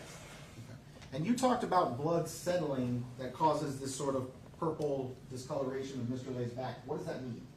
That is something that happens after death. When the heart stops pumping, the body starts to settle. So if he was face down when he died and he laid there for a while, then the blood would settle to the front of the body. But if he's laying on his back, then the blood's going to settle to the back. So do you ultimately, for lack of a better term, perform surgery on Mr. Lay to try and find the actual projectile in his body? Yes. This is States Exhibit 21B. Is this what you discovered? Yes. And can you point to, if you stand up, can you point to exactly what the projectile is? Right here. All right, so it's sort of there in the sea of that dark reddish color. Yes, this is all hemorrhage or blood. It shouldn't look like this. It should be more like a dark red muscle. But this is just bleeding around the wound, and that's the projectile right in the middle. And do you eventually remove that from the body? Yes. Here's States Exhibit 21C. Is this that projectile? Yes. And then you ultimately preserve it and document it should it ever be needed for any purpose. Is Yes. that correct? Now, doctor, how do you know the exact path of the bullet through the body? What is it that you look for, or what is it that you can see that would tell you that it hits the lung, hits the heart, hits the stomach, all those sorts of things you discovered? When the wound, when the projectile hits the ribs, it creates a fracture of the rib, and the bone goes inward as opposed to outward. And then you follow the track by following hemorrhage and injury. So there's a hole in the left lung, in the middle lobe. In the right lung. Sorry, the right lung in the middle lobe. And then it keeps going and perforates and makes holes in places that there shouldn't be. So we're able to follow the track of the projectile through the different organs because they create these wounds that tear the tissue apart and cause a track to form. And we can follow that track all the way to where the projectile ends. And even if the projectile exits the body, we know that we've got an entrance and an exit. We still have a track that we can follow. All right. So I want to now talk about States 22. If I was to suggest to you that Mr. Lay was in some sort of fight and was using his hands as the primary weapon, are there signs that you can look for on a body, particularly in the area of the arms and the hands, that might give you some indication as to whether or not the hands have been used as some sort of weapon? Yes. And what would you be looking for? Well, like if you think about somebody being in a fist fight or even a boxer, who's fighting bare knuckles, you will see big red swollen knuckles and scrapes on the knuckles if they're fighting each other and hitting each other in the face, and the bones of the face or some, if they're striking objects, you're going to have injuries to the hands. They could be just scrapes or bruises on the hands or the fingers, tearing of the fingernails, things like that would be what we'd expect to see. So we would look for swollen knuckles, redness, cuts, scratches, scrapes, things like that? Yes. Okay. So let's just go piece by piece here. This is States 22A. What are we looking at here? This is Mr. Lay's right arm, and we're holding it out from his body. See any cuts or scrapes or scratches there? Anything to suggest the arm somehow might have gotten injured in a fight? No. Here's stage 22B. We can see the hand, but I want to focus more on the sort of the forearm. Any sort of cuts, scrapes, scratches, anything there that you note? No, just the forearm. The photo doesn't have any, and I didn't see any at the autopsy. There were no injuries. All right. From what you can see from this current positioning of the hand, anything that you see that suggests there's cuts, scrapes, scratches, bruising, redness, anything of that sort? No. We obviously will then flip the hand over. Here states 22C. Can you tell me which hand specifically this is? This is the right hand? The right hand. Yes. And it's a little hard to see in that version, but the defense also has a similar version. This is Defense Exhibit 3. Maybe the color's a little better here. There appears to be some redness or discoloration here on the, I guess, is that the pinky knuckle of the right hand? Yes. All right, so we see that. But looking at the remainder of the hand, other than that red discoloration, you got swollen knuckles? No. You got other bruising of the hand? No. Cuts, scrapes, scratches? No. Here's another angle of, is that the same hand? Yes. Now that's actually the bottom of the hand. So if I was to suggest that I wanted to hit somebody with what's maybe referred to as a hammer fist, where I'm sort of pounding my hands into their face instead of hitting them with the front of my knuckles, is this the area where you would expect there to be a lot of bruising, cuts, scratches, redness of the sort? Yes. Other than that little area of discoloration on the pinky knuckle, you see anything else? No. Here's stage 20E. Any signs of injury there? No. Stage 20F. Any No. signs of injury there? Now, doctor, I don't know how good you can see it. I can give you the picture, or maybe you remember, but that hand looks dirty to me. Does it look like there's dirt on that hand? It's actually ink from the fingerprinting process. So that's not dirt, that's ink. That's ink. It's hard to get it all off after we Sure. fingerprint. I just want to make sure, because the jury's going to go back and look at these pictures. They may think that's dirt on the Yeah. hand, but that's Yeah. ink. What are we looking at here? There are a few tiny punctate abrasions on the hand. You can see a little red spot near the wrist. All right, and for the record, this is stage 22G. All right, so over here by the wrist, you Yes. see a mark. Yes. But what about over here, as we get to the fingers and the hands and the knuckles, anything? No. Are these this is stage 22H? Are these the fingernails? Yes. Do you see any sort of marks there or anything of interest? No. What hand are we looking at here? This is stage 22I. It's the right hand. This is the right hand. There appears to be something here in sort of the bend in the index finger. Is that correct? Yes. What are those? Little abrasions, very, very superficial pink scrapes. Can you tell anything about what would have caused that? No. I mean, can you tell me, for example, oh, that's definitely because a finger was in a trigger, pulling a trigger? I can't say definitely. I can't tell. I mean, is that a possibility? It's a possibility, sure. Is it also a possibility it just got injured in a fight? Yes. And finally, here is stage 22J. Anything you notice about this hand? No. Again, this is this side here in the picture, what is the left side of the hand here, that is the bottom of the hand, correct? Yes. If I was hitting somebody with my fist like a hammer, is this where you would expect to see bruising or cuts or scratches or something of the sort? Yes. Some sort of injury?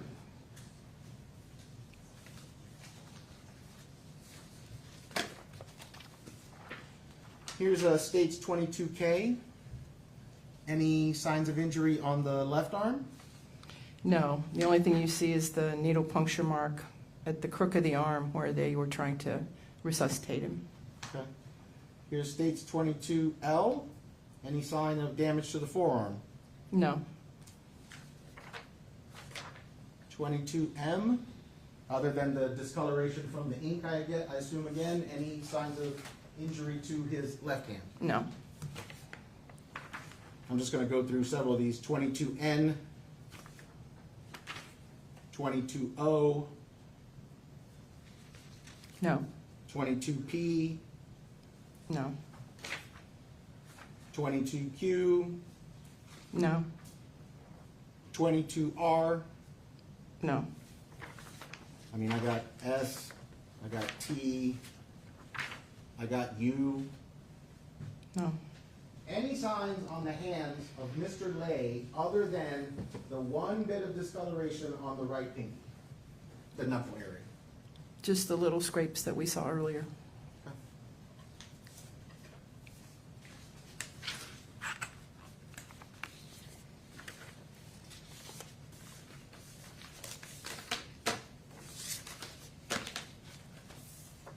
I want to finally talk with you about Mr. Lay's knees. This is states 23A. What do we see here that's of interest? There are multiple little scrapes or abrasions on Mr. Lay's knees, both knees. All right, and I want to show you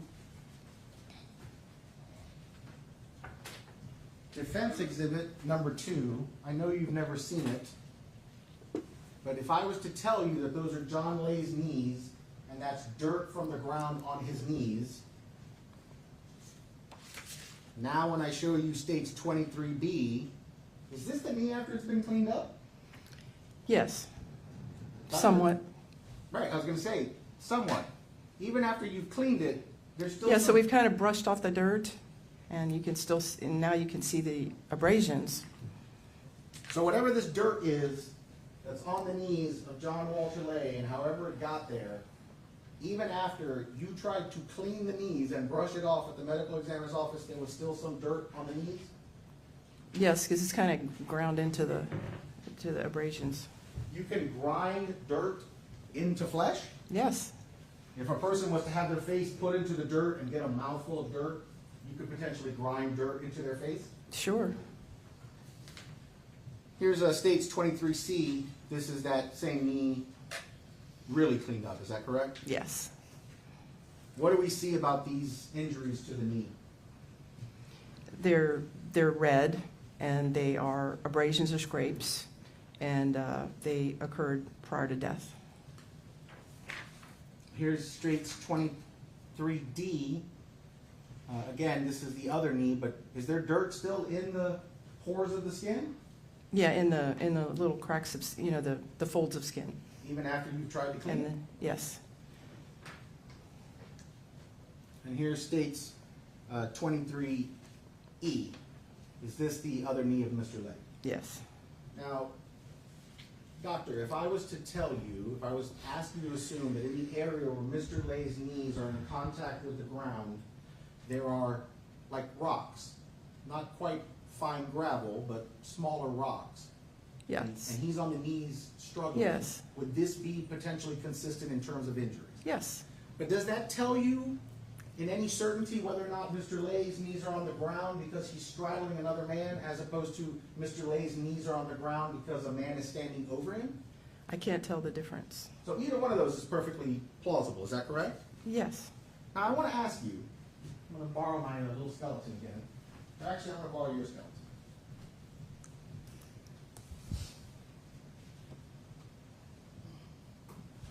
We talked about the strangeness of the angle, or the steepness of the angle in a position where the shooter and the victim are face to face. But if I was to spin the victim around, and now I'm the shooter, I draw my gun right-handed, and I wanted to shoot this person, does this angle line up with that potentially? yes, that's possible.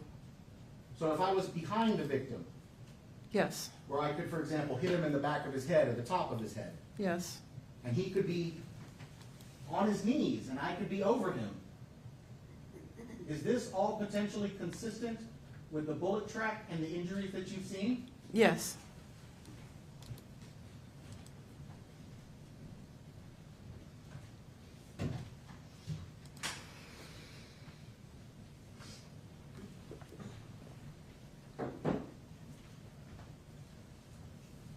Doctor, were you able to reach a final determination, and can you render an opinion as to the cause and manner of death of John Walterley based on the autopsy that you performed on February 3rd?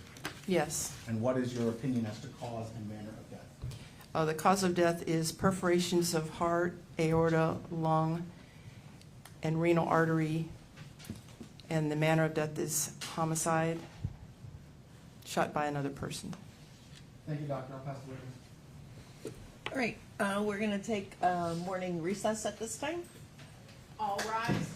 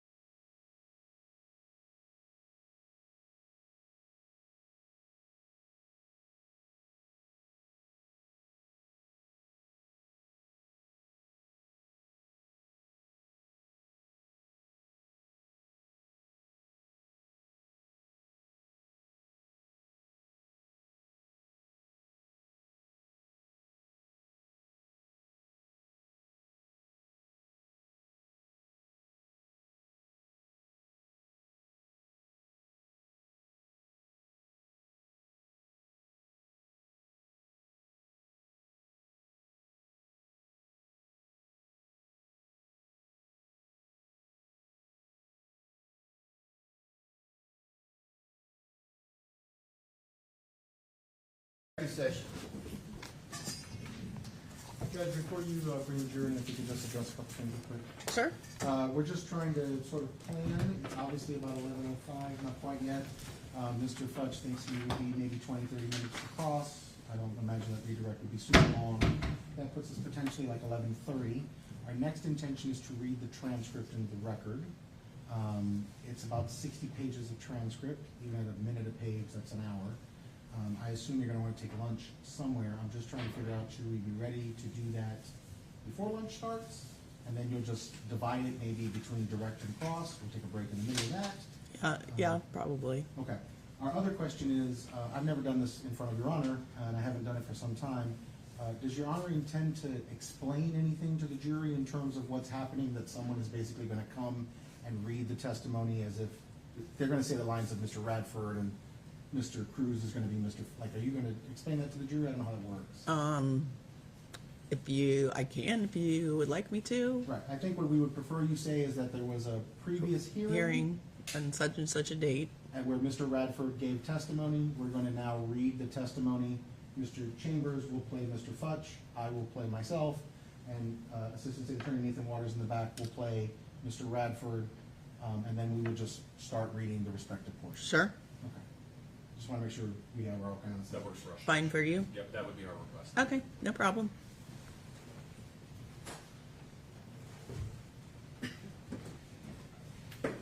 All rise.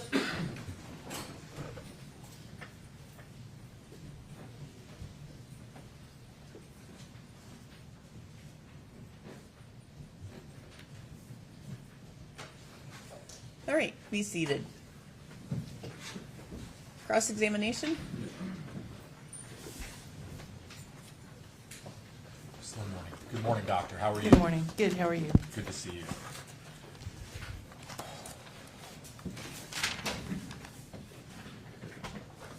On direct examination, you discussed with Mr. Diaz and explained to the jury kind of the process you go through when somebody that's deceased comes to your office for an autopsy. Yes. You went through a variety of photos, kind of explaining what different types of injuries are, and I'm going to kind of dive into that, to get some more specifics on what could or could not have happened to cause those injuries. Okay? Sure. First, as it pertains to the abrasions or scrapes, as you called them, you have no ability to testify with any specificity exactly when those occurred, right? Not exactly, no. In fact, there's a time window that these injuries could have occurred in. Yes. Okay. And so you can't say that they happened a minute before the fatal gunshot wound or hours before, or I know that there's a extreme to where you can say, I know they didn't happen 3 days prior, right? Right. Okay. But you can't say with any specificity as to when they occurred. Not exactly, no. You do agree that the stippling that you testified to around the gunshot wound indicates that the firearm was in very close proximity to the chest when the gun went off. Yes. And that would be consistent with some type of close quarter struggle. Right? Yes, it is. And the tiny abrasions we see, as I understand it, can be burnt and unburnt gunpowder impacting the area around the wound. Yes. The more spread out that stippling is, or the absence of it, would lead you to believe that, hey, they were shot 15, 20, 30, or more away. Sure. Because there's no stippling. Right.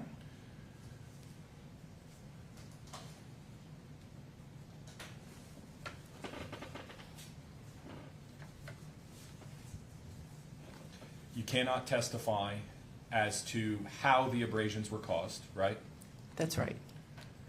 So when you say it could be a blunt object or a fist, it was some type of impact, but again, all you can say is that there is an injury, I can't tell you how it happened. That's right.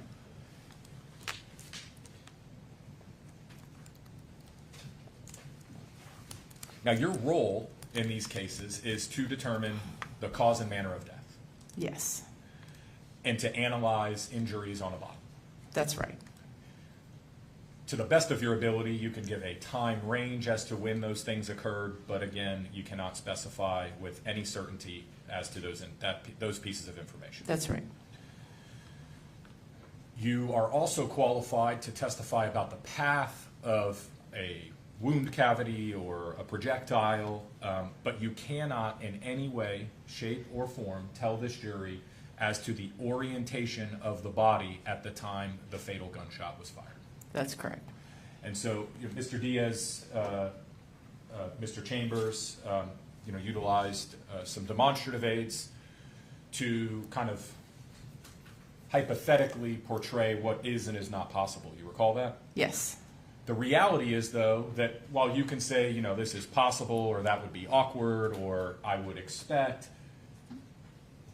you can't say in any way, shape, or form how they were oriented when the gunshot was fired. No, you can only give me situation. I can say it makes sense or it doesn't make sense, or it's impossible. It just depends on where the bodies. You give me where the bodies are, and I can say, yeah, that could have happened, or it would. You'd have to have an arm 2 mile long, or something like that. I apologize for interrupting. The demonstratives that Mr. Diaz and Mr. Cruz utilized, you would agree, we're talking about very static demonstration, right? Yes. Objects that aren't moving. Right. If you were told that there was a violent struggle taking place and bodies are moving in unpredictable manners during that struggle, both somebody reacting to being attacked and kind of fighting for their life, so to speak, things that you testified could be awkward or difficult, maybe less awkward or difficult under those circumstances, right? If you have the position that I could speak to, yeah. Well, and referring back to the position of, Mr. Lay straddling Mr. Radford with his knees dug into the ground, and they are struggling over a firearm, and they're, both individuals are moving in an unpredictable, organic, chaotic way, things that may be awkward if somebody in a static vacuum was pulling a firearm, as you demonstrated, up and into the torso. But if somebody's laying on top of somebody and they're fighting over a gun up here, and Mr. Lay is holding that gun, these difficult or awkward situations become more plausible, right? Yes. And that's because you have two variables now, not one individual holding a firearm, you have another individual in an unpredictable way manipulating that, Yes. right? So if I'm holding a firearm and somebody's manipulating that firearm in what would ordinarily be a very awkward or minimally awkward manner, my arm's going to move with it, as will my hand and as will that firearm. Yes. And so when you say things like, it's hard, it's difficult, it's awkward, I did not hear it's not possible, it's impossible, or it's unlikely, correct? That's right. And that's because, as you've candidly told the jury, in no way are you able to testify as to the orientation of the bodies when that shot was fired. Only the orientation of the gun.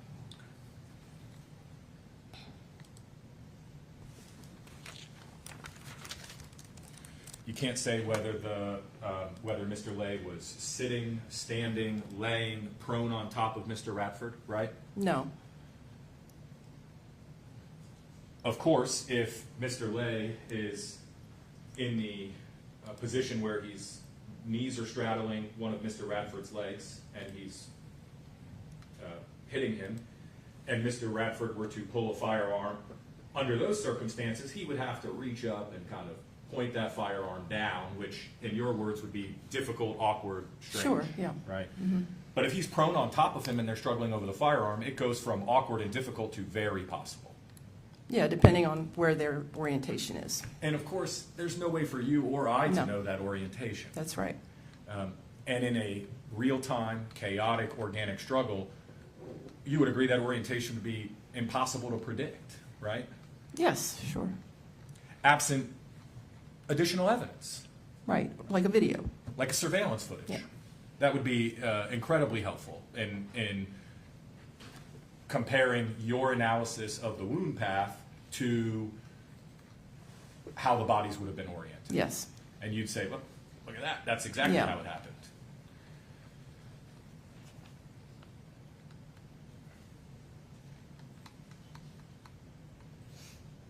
witness testimony might assist in determining orientation, right? Like Yeah. additional witness testimony, like Yes, eyewitnesses, yeah. surveillance footage.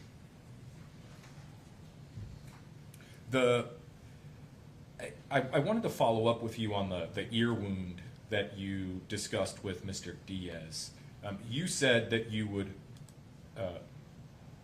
I think you used the word usually caused by some type of force to the ear, and the wound can appear behind it. Yes, I've seen it many times. That's why I said usually.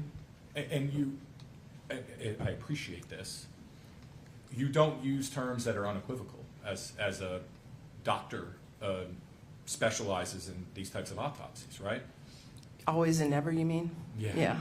Or I'm certain, or, Right, of course. you don't use absolutes. And so when you say usually, it's because that's usually the case, or probably the case, but the reality is that wound could have been caused by a variety of different mechanisms, or It's just that I can say it's an impact. it's an impact. Yeah. Now, there could be an impact to the ear, but the actual wound behind the ear could have been caused by something else, right? It could have been caused by something coming behind, like landing on something on the ground, or. So but if somebody it's- was tossed off of me and landed just right on a stick or a rock or some type of a root coming out of the ground, anything, it's possible to have a wound caused. It's possible. Okay. And so what I'm getting at is that there's no way to say exactly how those injuries were caused. All I can do is describe them and call them blunt impact injuries.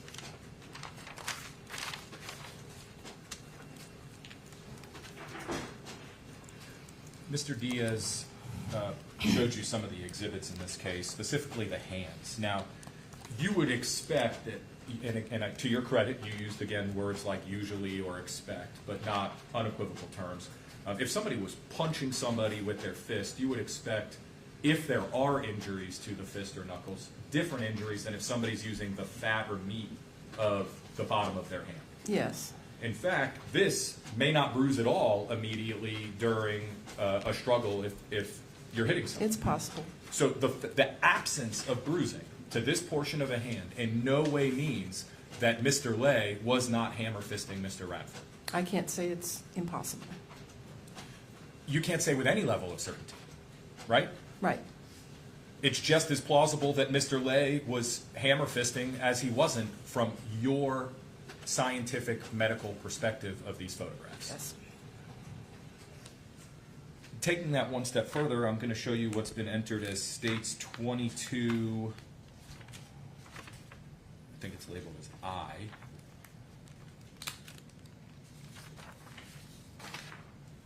We see this abrasion to Mr. Lay's, I said abrasion, I think you used the word scrape. That's just a layman's term. Scrape or abrasion to the finger. That could have been caused by any type of abrasive object. Yes. Would you agree? Now, again,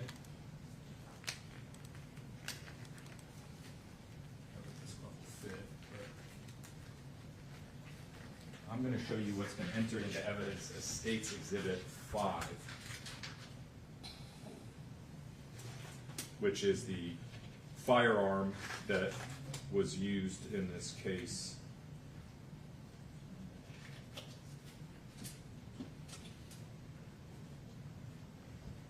If I were to show you, Doctor, the sharp portion of the front sight of this firearm with the sharp edges, if Mr. Lay was grabbing Mr. Radford's firearm during the struggle, could that have caused that Yes, abrasion? it's an edge that could It's an create edge. a wound.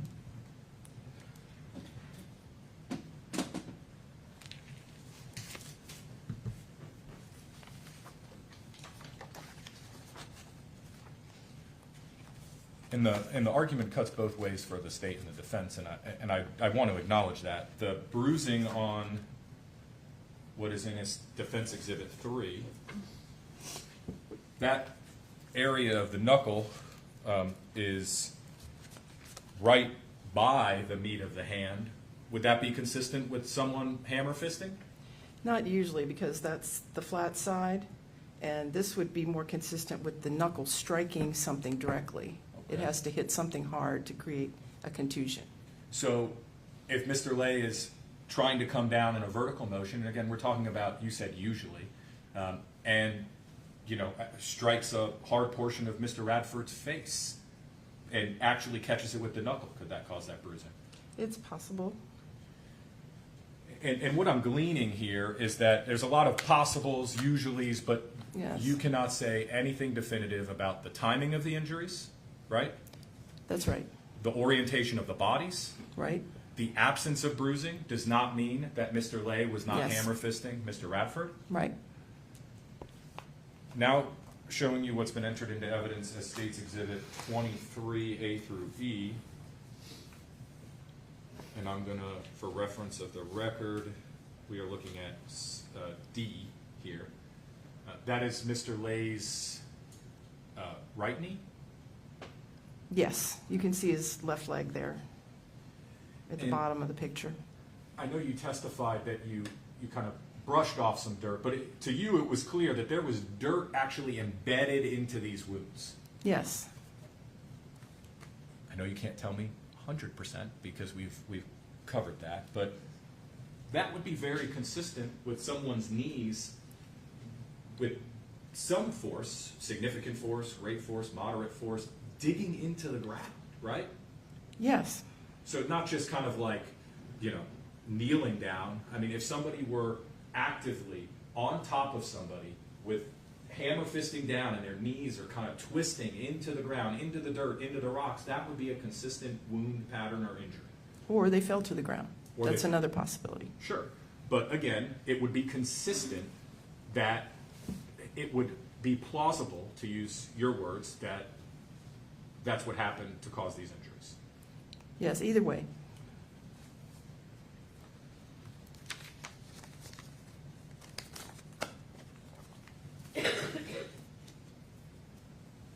You would not expect dirt to be embedded into the wound if somebody had just kneeled down or fallen down.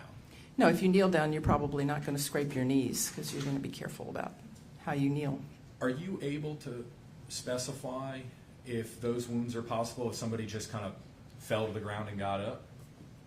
If they fell hard, like say they're running and they trip and they go wham. But they'd have to go down simultaneously on both knees in a way to get those types of injuries Well, into not- both knees? Well, not necessarily. They could be on the ground moving. You know, I can't say again how it happened.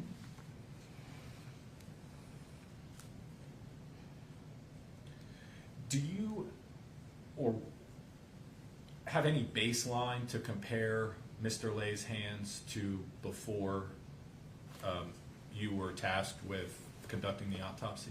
You mean, did I ever see his hands before? Yes, the- ma'am. No. So when we're looking at these pictures, you have no way to tell whether or not that is the normal state of his hands, whether they're swollen. Well, his hands aren't that, you know, he doesn't have a lot of injuries, if that's what you're saying, but I understand. to have a pink area here, the contusion is an injury. What I'm trying to get at, and if you can't answer it, that's okay, is do you have any way of telling if that is the normal size of his hands or if there's any swelling in any of those fingers? Based on my years of experience, it doesn't look like his hands are swollen.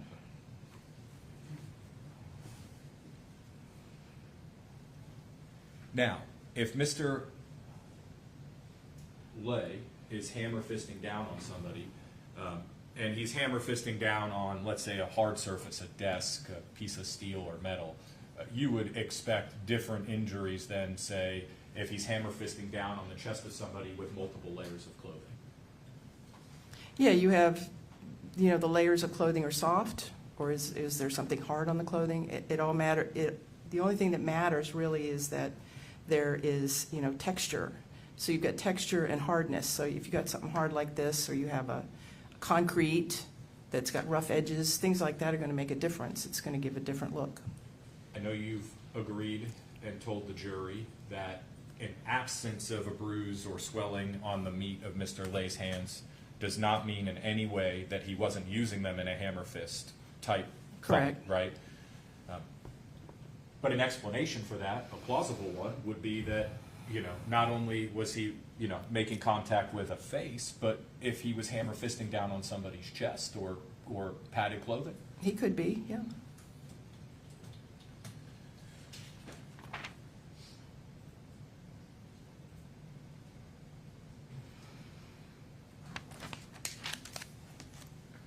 The last demonstrative that Mr. Diaz did demonstrated your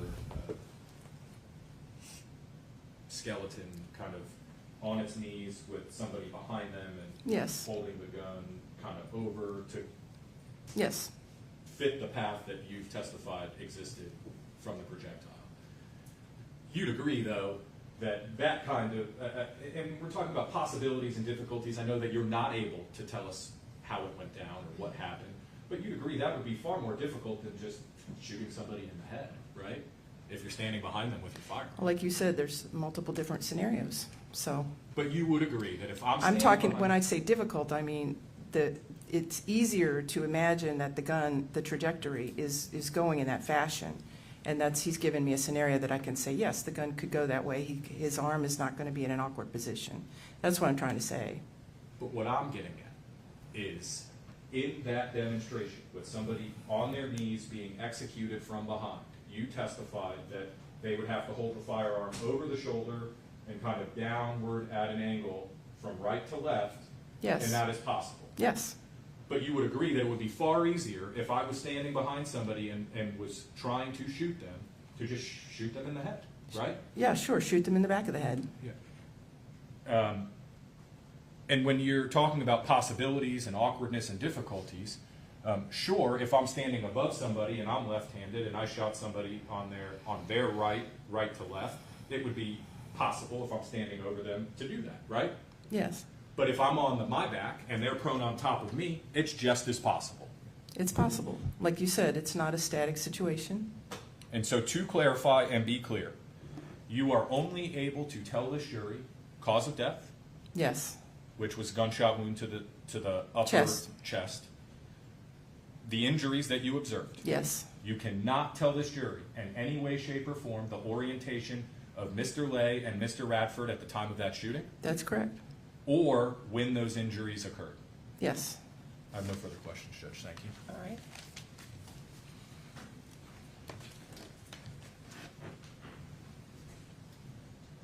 Mr. Fudge asked you about the fact that there's just stuff you can't tell us for sure.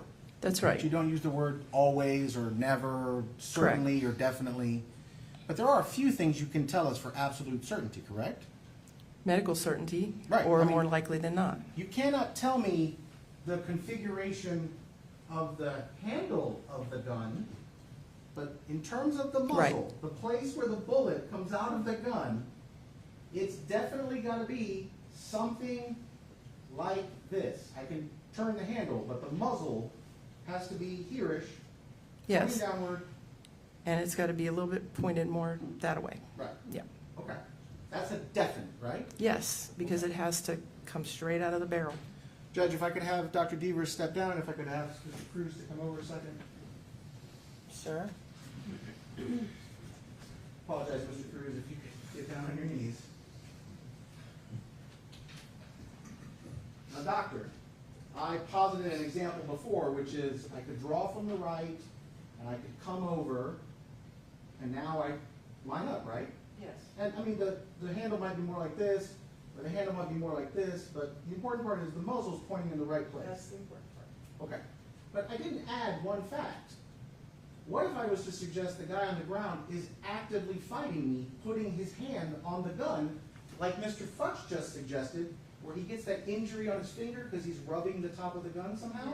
So, Mr. Cruz, if you could put your hands on the gun and try to fight me, now we're struggling, correct? It makes trying to do like this a lot harder if he's resisting. Yes.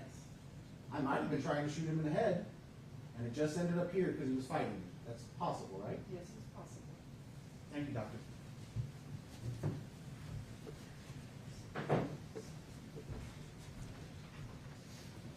Judge, I don't have any other questions for Dr. Devers.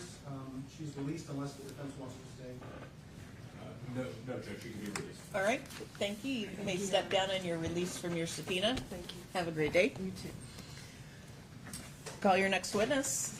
Judge, at this time, we're going to read in the testimony of the Okay? prior proceeding. If I could have 1 second to return Dr. Beaver's document to her. Sure. Thank you.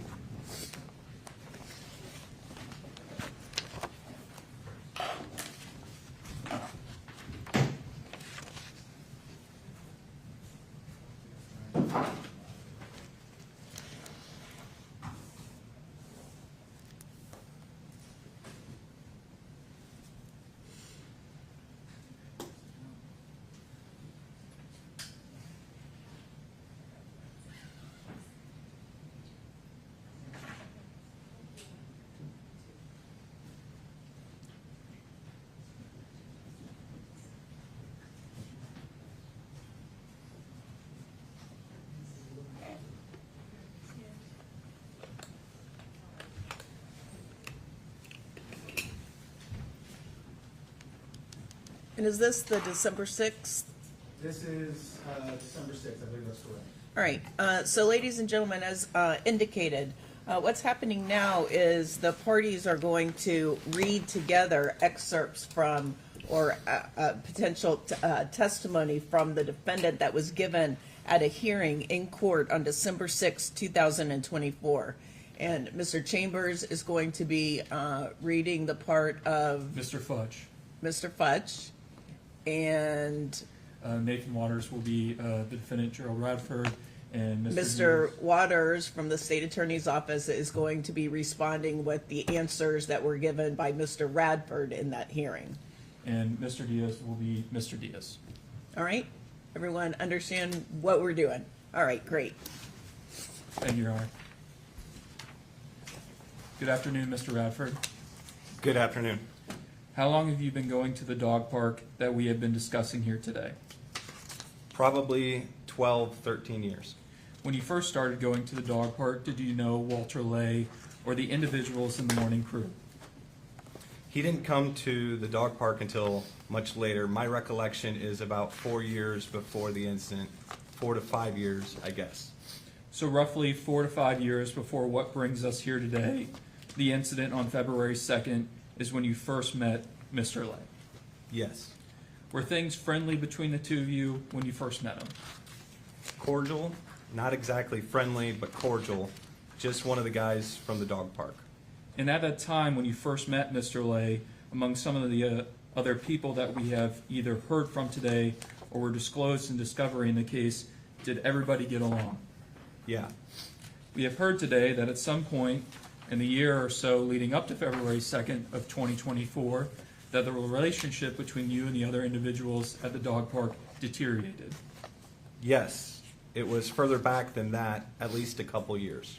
Is it a fair statement to say that that was based mostly around, if not completely around, politics, COVID, vaccines, masks, things like that? 99%, yeah. Did Mr. Lay ever open up to you and let you know that he was in fact gay? Yes. He had said it in front of a group of us. He said, "I'm coming out." And I said, "What's that mean?" And he said, "I'm gay at the dog park. I'm gay at the dog park." And How far back are we talking relative to February 2nd of 2024? year and a half, 2 years, probably a little bit more. What was your reaction, Mr. Radford? I went over to him and said, "Why are you hiding it? It's 2024.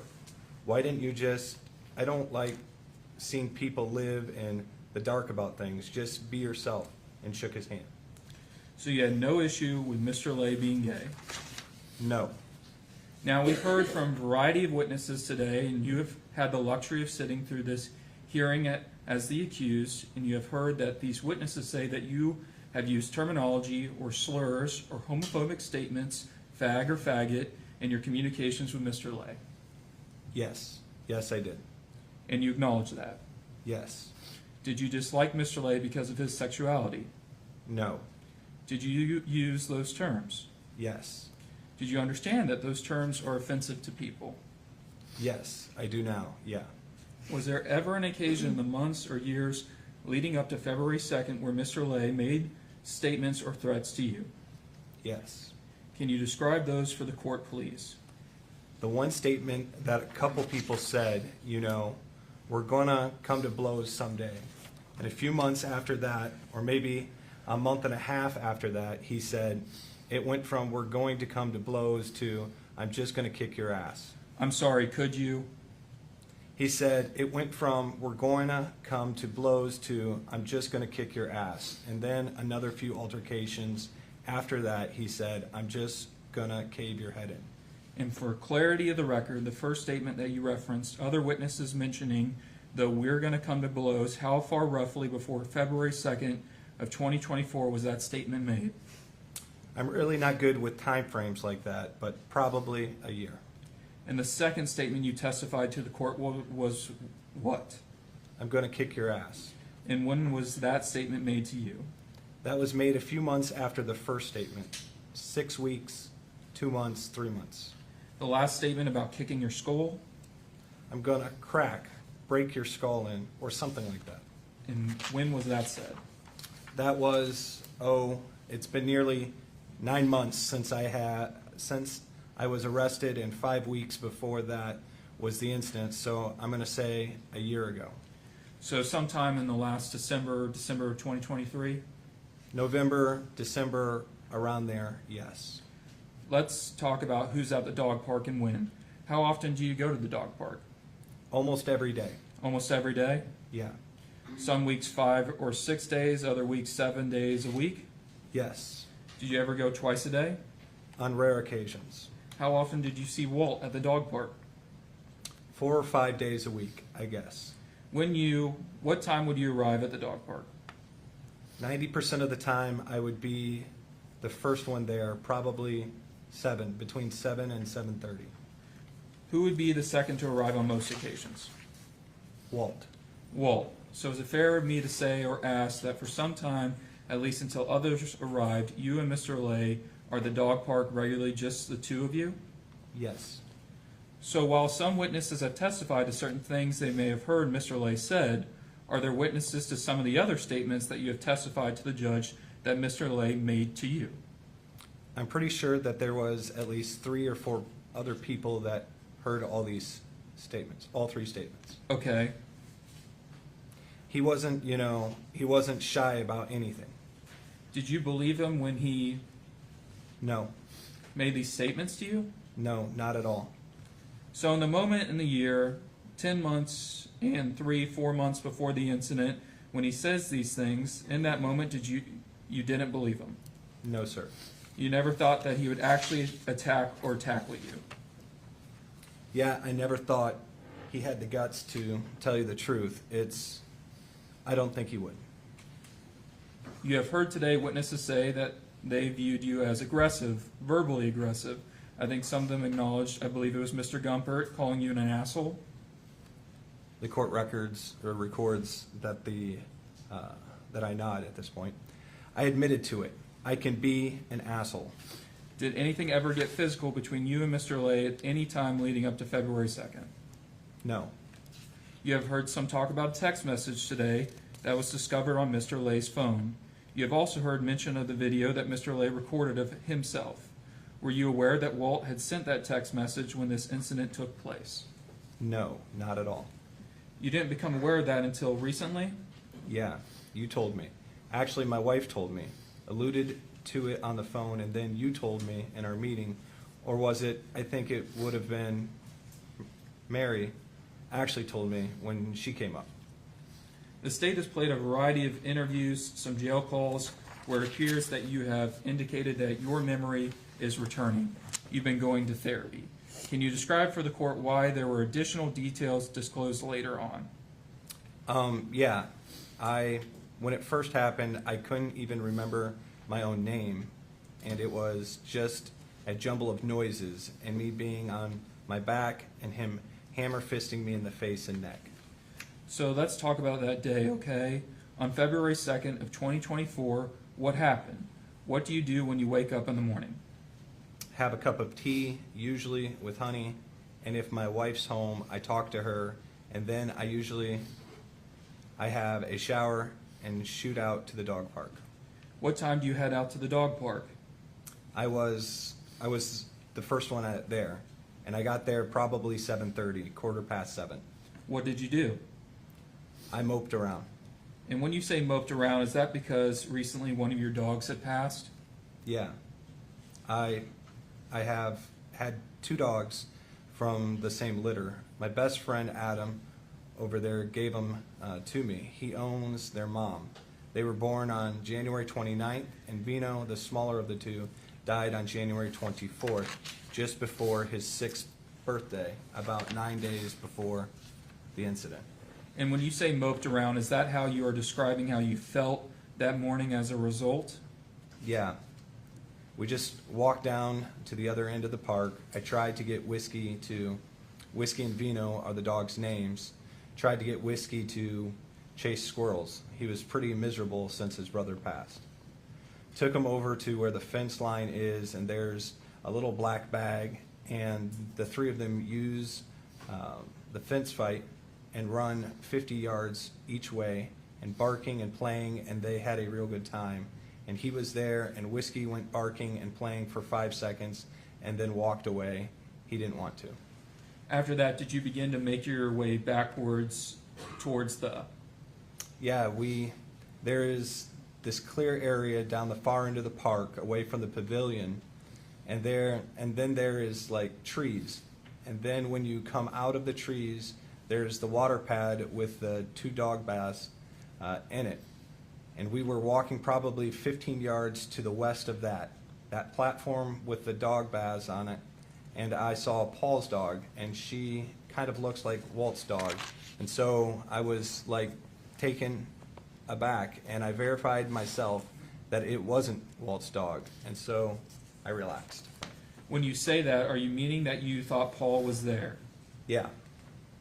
And was Paul's dog running free towards you, away from you, just kind of around?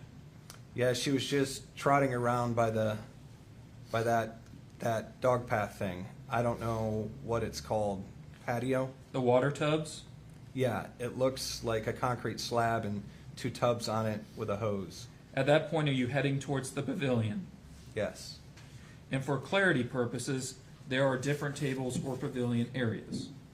There is the 1 pavilion and I believe 2 other tables, no pavilions. You were heading towards the pavilion where you normally Right. hung out, where previously the entire group would congregate? Yes, and others because there were strangers coming and going at all different times. When did you first see Mr. Lay? He walked directly towards me after coming in the gate, and he insisted of going to the east side of the Not what it says. He walked directly towards me after coming in the gate, and he, instead of going to the east side of the platform, he came around it and walked past me and said, "Why do you still come here? We fucking hate you here." Mr. Radford, I'm showing you that what's been entered in as State's Exhibit 8. When you say east, do you mean heading down this path to that table that Mr. Lay would ordinarily sit at? Yes. He would come in and go between the path and the dog platform. So somewhere in this area. And he would go that way south to the table. And on this morning, if I'm understanding you correctly, he went to this side of the platform and walked past you. He walked between me and the platform probably 10, 15 feet away from me. And he said what exactly? He said, "Why do you still come here? We all hate you here. We fucking hate you here." Do you recall what you said back? I said, "Walt, get away from me. I'm tired of your shit. My dog just died. Leave me alone." What happens next? I turned. He's now gone past me probably 10, 15 feet, and I turned around to see where he was, and he said something else that I didn't hear. And Paul's dog makes this cooing noise kind of thing, and I turned around to see where Whiskey was because he doesn't like dogs getting in his face, and he can be violent at times. And I turned back around, and Walt had covered that distance in that time. I turned around and looked back, and I was hit with something in the face and knocked to the ground, where he mounted me and started hammer fisting me. He straddled my left leg and was hammer fisting me from his knee in an upright position. And when you say hammer fisting, are you Yeah. something like this? Not with his knuckles. It's a martial art term, hammer fist. Was he stronger than you? Much. How much? Let me ask you this. First of all, do you have any injuries that Mr. Lay would have been aware of about before you were attacked? Yeah. I have both knees have been replaced. I have arthritis. I was born with one kidney. I have bursitis in my right elbow and shoulder. Was Mr. Lay aware of these ailments? Yes, we as a group had talked about, stuff, about injuries and stuff. And I was pretty impressed with the surgery on my knees because most of the damage was done playing ice hockey. And I lucked out for the knee transplants. I got the team surgeon for the Tampa Bay Lightning. So when Mr. Lay texts he's weak and feeble, he's eat up with bursitis, he has personal knowledge of that. Yes, he does. So your left leg is mounted by Mr. Lay and he's hammer fisting you? Yes. What happens? When I hit the ground, I landed sort of on my right elbow because my kidney's on the left-hand side and I damaged it before in a fall, so I tried to land on that side. I heard a loud bang. There's a bright flash of light, and next thing I know, I'm on my elbow and he's on top of me, and I'm going back and forth trying to avoid the blows. It's evident from the pictures at the scene and from what you have told law enforcement in various interviews that a scuffle ensues. Yes. While it may have felt longer or not, I don't know. How long in total would you say that Mr. Lay was on top of you beating you? I mean, it seemed like a long time, probably 15, 20 seconds. Were you concerned about suffering great bodily harm or death? Absolutely. I already had been bashed in the face with something other than a hand, and he was continuing to hit me in the face and on my collarbones. Would you say that he had overpowered you? Completely. Had you not drawn your firearm to defend yourself, do you believe that you would have suffered great bodily harm or death? Yeah. I recently saw on the news somebody who had been hit in the head outside a nightclub and died on the spot. And Mr. Radford, we know now that Mr. Lay did have a coffee mug with him. You had a coffee mug with you. yeah, tea. Tea? It's a travel cup with a L-shaped handle on it. Were you holding that cup? I was, in my right hand. Do you recall when the handle became separated from the cup itself? I have no idea. I just looked down because I felt something in my hand and the cup wasn't there, and it was the handle of the cup. And is that prior to, I suppose it has to be, but I'm going to ask you for the record, that's prior to any attempt to retrieve your firearm? Yes. Let's talk about that. Can you explain to the court what transpired after Mr. Lay was beating on you? I don't know if I told him to stop or not, but he wasn't stopping. I rolled to my left and then pushed myself on my left hip so that I could reach back. As I reached back for the firearm, I felt my shoulder click and there was a sharp pain. So I thought there might have been some damage done when I landed on my elbow. I grabbed the firearm, and as I brought it out, I got it about here, and he went from... The court stated at this point, got it to about where? By my rib cage here, right like this. And then he was upright, as far as upright as you can be, while still pounding on somebody. I'm going to pause you there for a second for clarity. Is he on his knees? He's on his knees. But his torso is upright, pounding on you. Slightly forward while his fists are hammer fisting me, alternate blows from each hand. And so now the firearm is about your ribcage on your right. This hand, I think, was trapped under my jacket and under one of his knees. And the judge stated, this hand, what hand? My left hand. And I think it was trapped under my jacket because I couldn't lift it up. I tried to push him off and couldn't lift it up. I reached for the firearm, got it to about here, and when I say dove, I mean he reached out quickly with both hands and grabbed my hand like this on each side of the firearm. So if I'm holding a firearm in my left hand, putting his hands around, It like that. And I was pushing it upwards, you know, towards him and up, and he was trying to twist it down. I felt a finger on top of my trigger finger. I don't know if it was a thumb or one of his fingers, but it was on, and he was twisting it down, trying to pull the trigger. But I couldn't find the safety, so it was still engaged. permission to approach Mr. Radford with a replica, Your Honor. The judge stated at this point, yes. If you can show the judge what you mean when you say he was trying to point it down at you. All right, this is much bigger than my firearm. I pulled it out like this. We got to about here. He grabbed on both sides, and I pushed up, and he twisted it down. Like, here's his hand now, like that.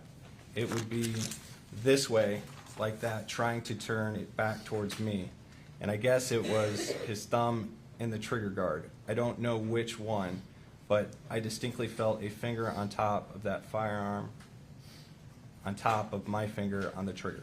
At this point, in your opinion, whoever gains control of that firearm, I have no doubt in my mind he would have shot me with it.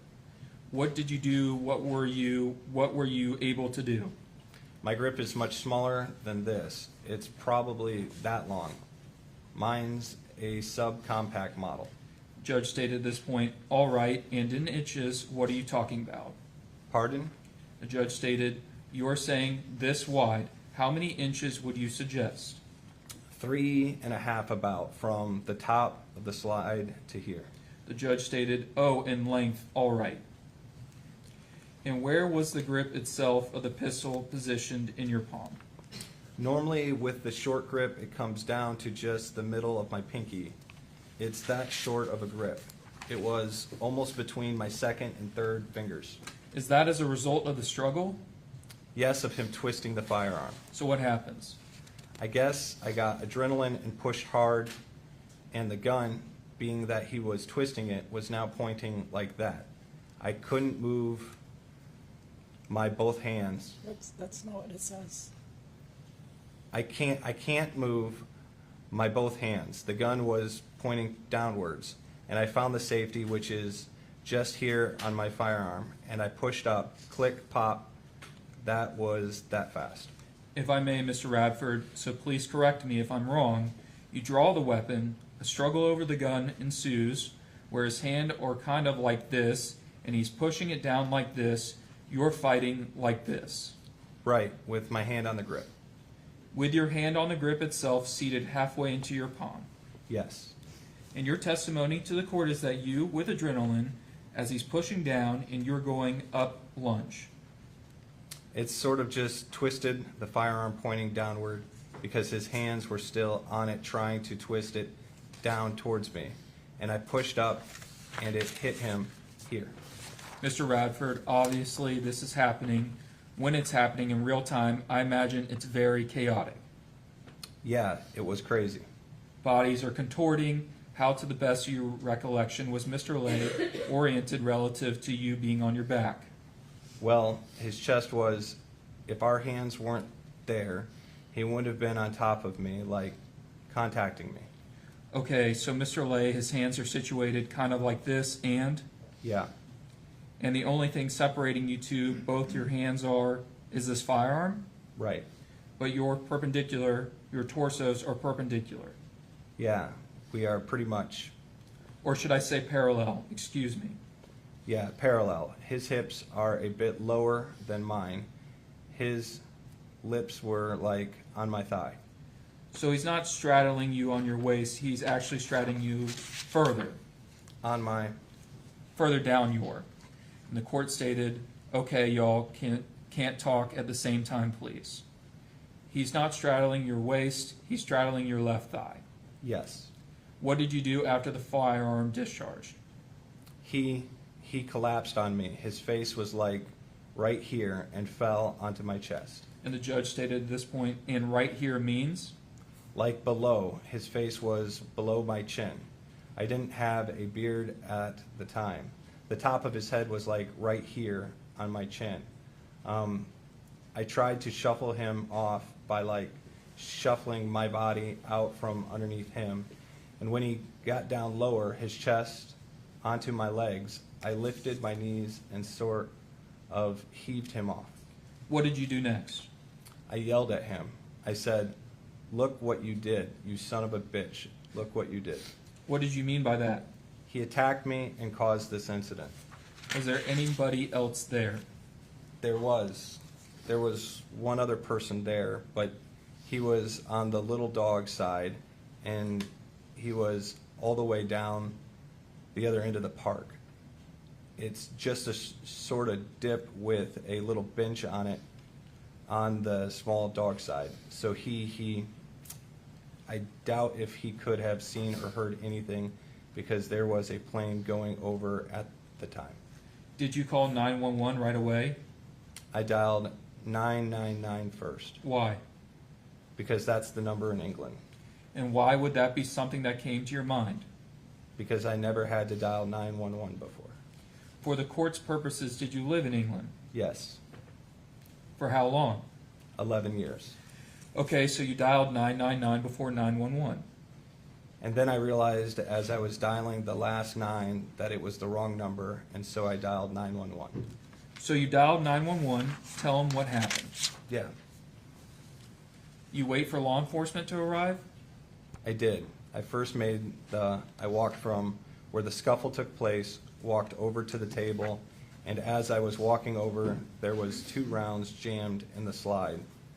The stovepipe round that didn't eject, and the follow-up round was pointing inwards with the primer out, and that couldn't load into the chamber because of the stovepipe round, so it just had it blocking the slide.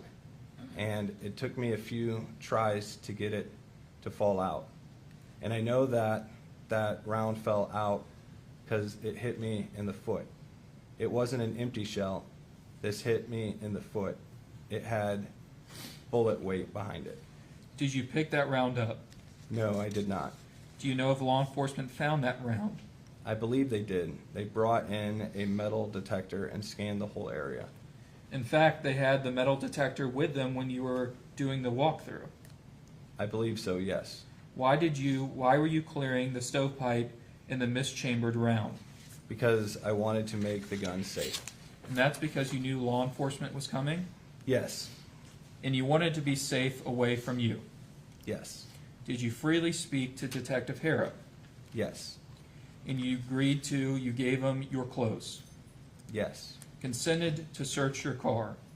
He followed me to my house after the interviews, and then he picked up my clothes at that time. At some point, I recall one of the deputies removing your jacket and putting it in their trunk. Did they keep it for safekeeping for some time? Yeah, they still have it. Detective Harrop asked you if you'd go speak to him at the police station. He did. And you agreed? Yes. Did you have anything to hide? No. Some implications have been made during some questioning by the state of Detective Harrop of your answers in that first interview.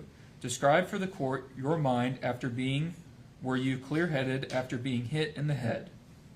No, not at all. As time went on, memories came back. Yeah. Were you seeing a therapist for that? Detective Harrop sent me an email at my request with Miss Jenna Jontas. I believe her name was. Her title was victim advocate. The judge stated at this point, do you know how to spell that? Pardon? The judge stated at this point, do you know how to spell the name? Jenna-Juntas, I believe it was. Judge stated at this point, all right, thank you. Does Rundis sound familiar? Say again? Rundis. It could be her last name. Yeah, I remember Jontas for some reason. In your testimony to the judge is that whether it was a direct result of a therapy or time passing, that memories of what transpired slowly came back to you. Yes. I know that the state played snippets of the first interview and that the court has viewed the whole thing. Do you remember telling Detective Harrop that you felt helpless? Yes. And when you were on the ground? Yes, I did. Do you remember telling him, "I just wanted it to stop"? I believe I did say that, yes. Do you recall saying how surprised you were by Mr. Lay's strength? Yes.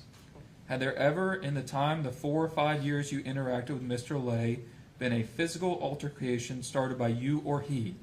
No. Could you tell the court, was there ever an instance where Walt told you that he wants to rile you up? Yeah, there were a few other people there, Kim being one of them. Kamatha was one of them.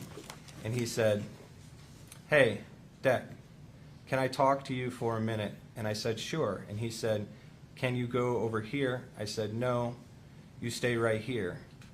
You talk all your crap in front of these people. You can talk. Tell me this in front of them too. Do it right here." He says, "I don't know if I should tell you that." And I said, "Come on now, you started, so you finish." And he said to me, "Well, you know how we have this contentious relationship." And I said, "We don't have a relationship, and if by contradicting everything I say is contentious, then yeah, I do. I do know." And he said to me, in pretty much these words, he says, "Well, I've been doing it just to see what kind of reaction I can get out of you." Mr. Radford, there's been testimony, and I know you acknowledge using terms that are offensive. Yes. Fag and faggot? Yeah, I have a North Elizabeth, New Jersey vocabulary. Mr. Radford, did you hate Mr. Lay because he was gay? No, I didn't hate him at all. Do you hate anybody because they are gay? I don't hate anybody at all. Do you understand that those terms are offensive? I do, yes. Did you murder Mr. Lay? I did not. But for you drawing your weapon, struggling over that firearm, and utilizing it to defend yourself, did you have any doubt that you would be subject to great bodily harm or death? No doubt at all. One moment to confer, Your Honor. The judge said yes. I'll tender the witness to Your Honor. The judge stated, all right, cross. Go ahead.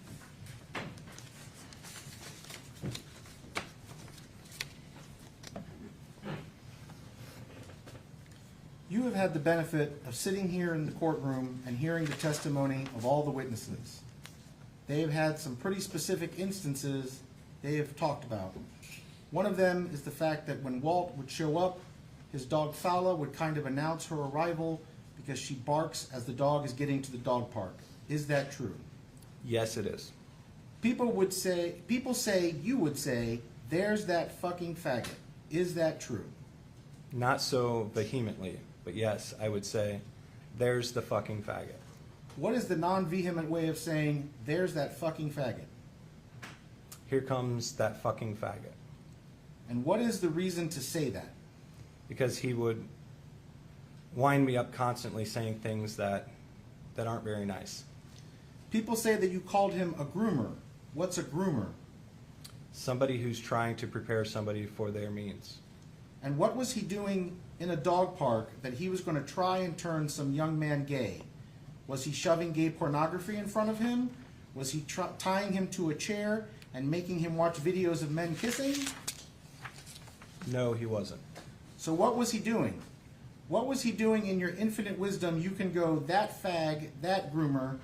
At that time, the court said, Mr. Diaz, we're not going to talk like that. What was he doing? You mean that phrase? What was he doing? I felt like he had an inordinate amount of affection, for this couldn't have been more than 12-year-old boy, 13-year-old boy. So you thought he was committing a crime? No, I didn't say that. I thought he was getting too close to him. Fag hag. Did you call Kim a fag hag? Yes, I did. Why? Because somebody else told me that she's what you call a fag hag. Well, did you understand that to be a hurtful or derogatory comment? I don't understand what you mean. Do you think calling any woman a hag, setting aside the fag part of it, do you think calling any woman a hag is a nice thing? No, it's not. Okay, what about calling people traitors? Did you say that? I don't remember calling her a traitor, no. Did you call anyone a traitor? No, not that I remember. Mr. Radford, I have suggested more than once in this trial that you had a sense of grievance, that you were aggrieved that you had been going to this dog park for a long time, more than a decade. You certainly made it part of your daily routine and your identity. You had a group of people who were at least friendly to you initially, and then here comes Walter Lay. Your friends don't want to be your friends no more. They don't want to sit at the table with you anymore. Some of them don't want to associate with you anymore. And now they are scolding you for your language and your behavior.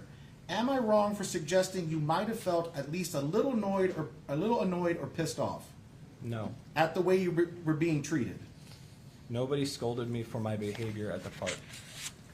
When Mr. Darlington sat here and told you that you can't use that word, you can't use that language, Why can I not use it? And he can use the language that he used. well, I want to be clear. I'm a firm believer in the First Amendment. If you're asking me as a strictly technical matter, yeah, you have a First Amendment right to say anything you want. Thank you. But I mean, you recognize that some language is acceptable and some language is not so acceptable. Where I grew up, a lot of language is more acceptable than it is down here. Okay, but that's where you grew up, and that's a different place at a different time. But it's still my vocabulary. Okay, let me ask you a question. What's the difference between a gay person and fag? Because clearly in your mind, there's some difference. As I told Walt to his face, a gay person has a relationship. They don't flaunt it in public. They don't broadcast what they do with their boyfriend or encounters in front of women. Do you scold heterosexual people if they talk about what they do with their boyfriend? Yes, I would. So it's not really a gay thing, it's just you don't want anybody talking about sex. I don't want to hear about it. I don't want to hear about what you do in the privacy of your bedroom with your partner. Why would you say, I don't want to start a fight with the gay guy? You didn't say, I don't want to start a fight. You didn't say, I don't want to start a fight with another guy. You specifically qualify it. I don't want to start a fight with a gay guy. Because he's a gay guy. Well, why? Why does that make a difference? I don't understand what you mean. Well, would you start a fight with a straight guy? I wouldn't start a fight with anybody.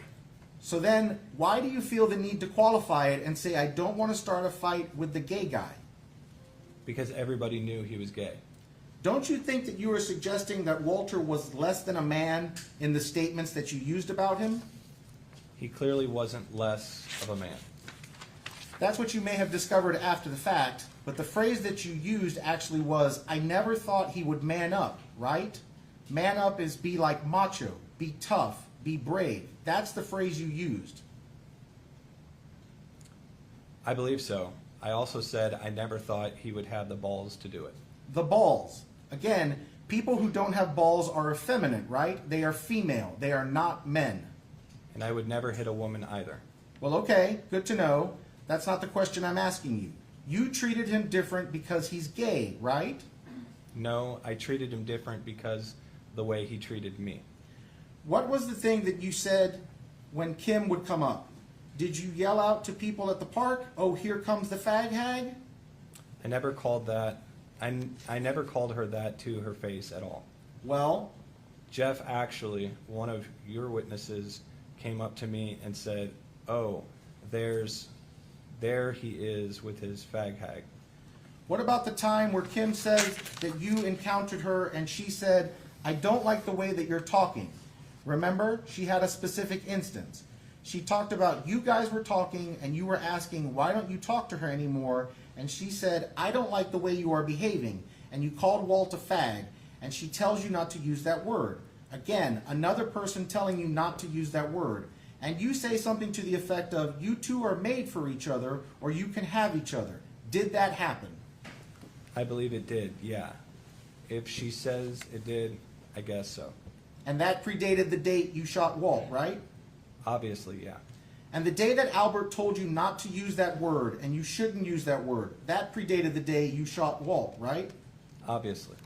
And then you shot Walt February 2nd. You give an interview. You give a walkthrough. You give another interview February 8th. You give another interview March 7th. And you get all the way into March and May, and you are still using that word to call him that. Why? Why not? He treated me differently because I'm not it. That all started when I'm not supposed to volunteer information. No, go ahead. I can't wait to hear this. Fine. He asked me to go out for a beer with him, and I said no. You mean like he hit on you? I said he asked me to go out for a beer with him, and I said no. Yeah, but I'm a straight male. There is a difference between me asking Mr. Futch and maybe me asking Mrs. Bailey. One might think if I ask Miss Bailey, would you like to go get a beer, it's because I'm making a sort of romantic advance towards her. Or maybe you just want to have a beer. Sure, maybe, but that's not the way you took it. You weren't really upset that he wanted to get a beer, right? You were upset a gay guy wanted to go get a beer. I told him that I'm straight and I'm married, and if I go out for a drink, it will be with my wife. Right. You said, I'm straight and I'm married. The thing that caused the dispute between you was the gay guy made an advance towards you, and you decided to say, no way. In your words, yeah. Well, you know what's weird? It's not my words. Because even Walt in the text message, he says he thinks you want him to fight with you over some weird sort of sex thing. That's his mind, not mine. All right, so to be clear, the falling out, because we've now gotten to it, thank you for offering it, the falling out, the thing that gaslit you, because gaslighting is where a person misleads you, deceives you, makes you believe something is true even when it's not. That's what gaslighting is. Okay, the thing that was the falling out was Walt hit on you. He asked you out for a beer, right? He asked me out for a beer, true. Right, because? And then the court said, and when was this? Oh gosh. Before all of the animosity started. And then the court said, so a year before the shooting? Easily a year, yeah. So you gave a very specific sort of statement when I played it in the first interview.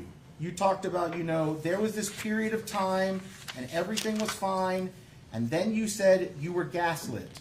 And when you say gaslit or gaslight, you are talking about Walt came on to you. No, I'm talking about him contradicting every word I said. But contradicting is not gaslighting, sir. Well, obviously, I didn't know the true definition of gaslighting. Well, where did you learn this word? As it turns out, I remembered gaslighting was the Merriam-Webster Dictionary of the Word for 2022. That's how pervasive it was. It was the word of the year in 2022. So where did you hear the word of the year a full year before you started saying it was happening? If you don't know what it means, where are you hearing it?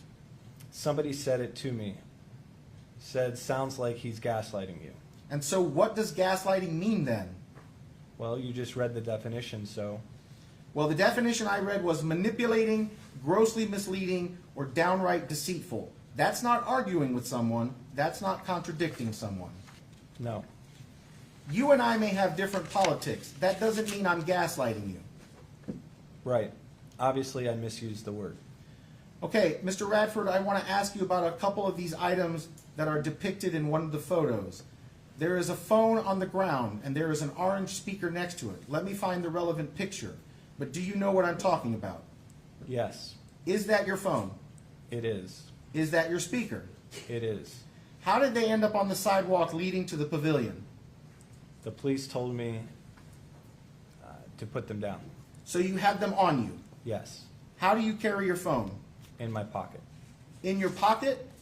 You carry it in a specific pocket? That day, it was in my hoodie. Your hoodie pocket? Yeah. The speaker, where do you keep the speaker?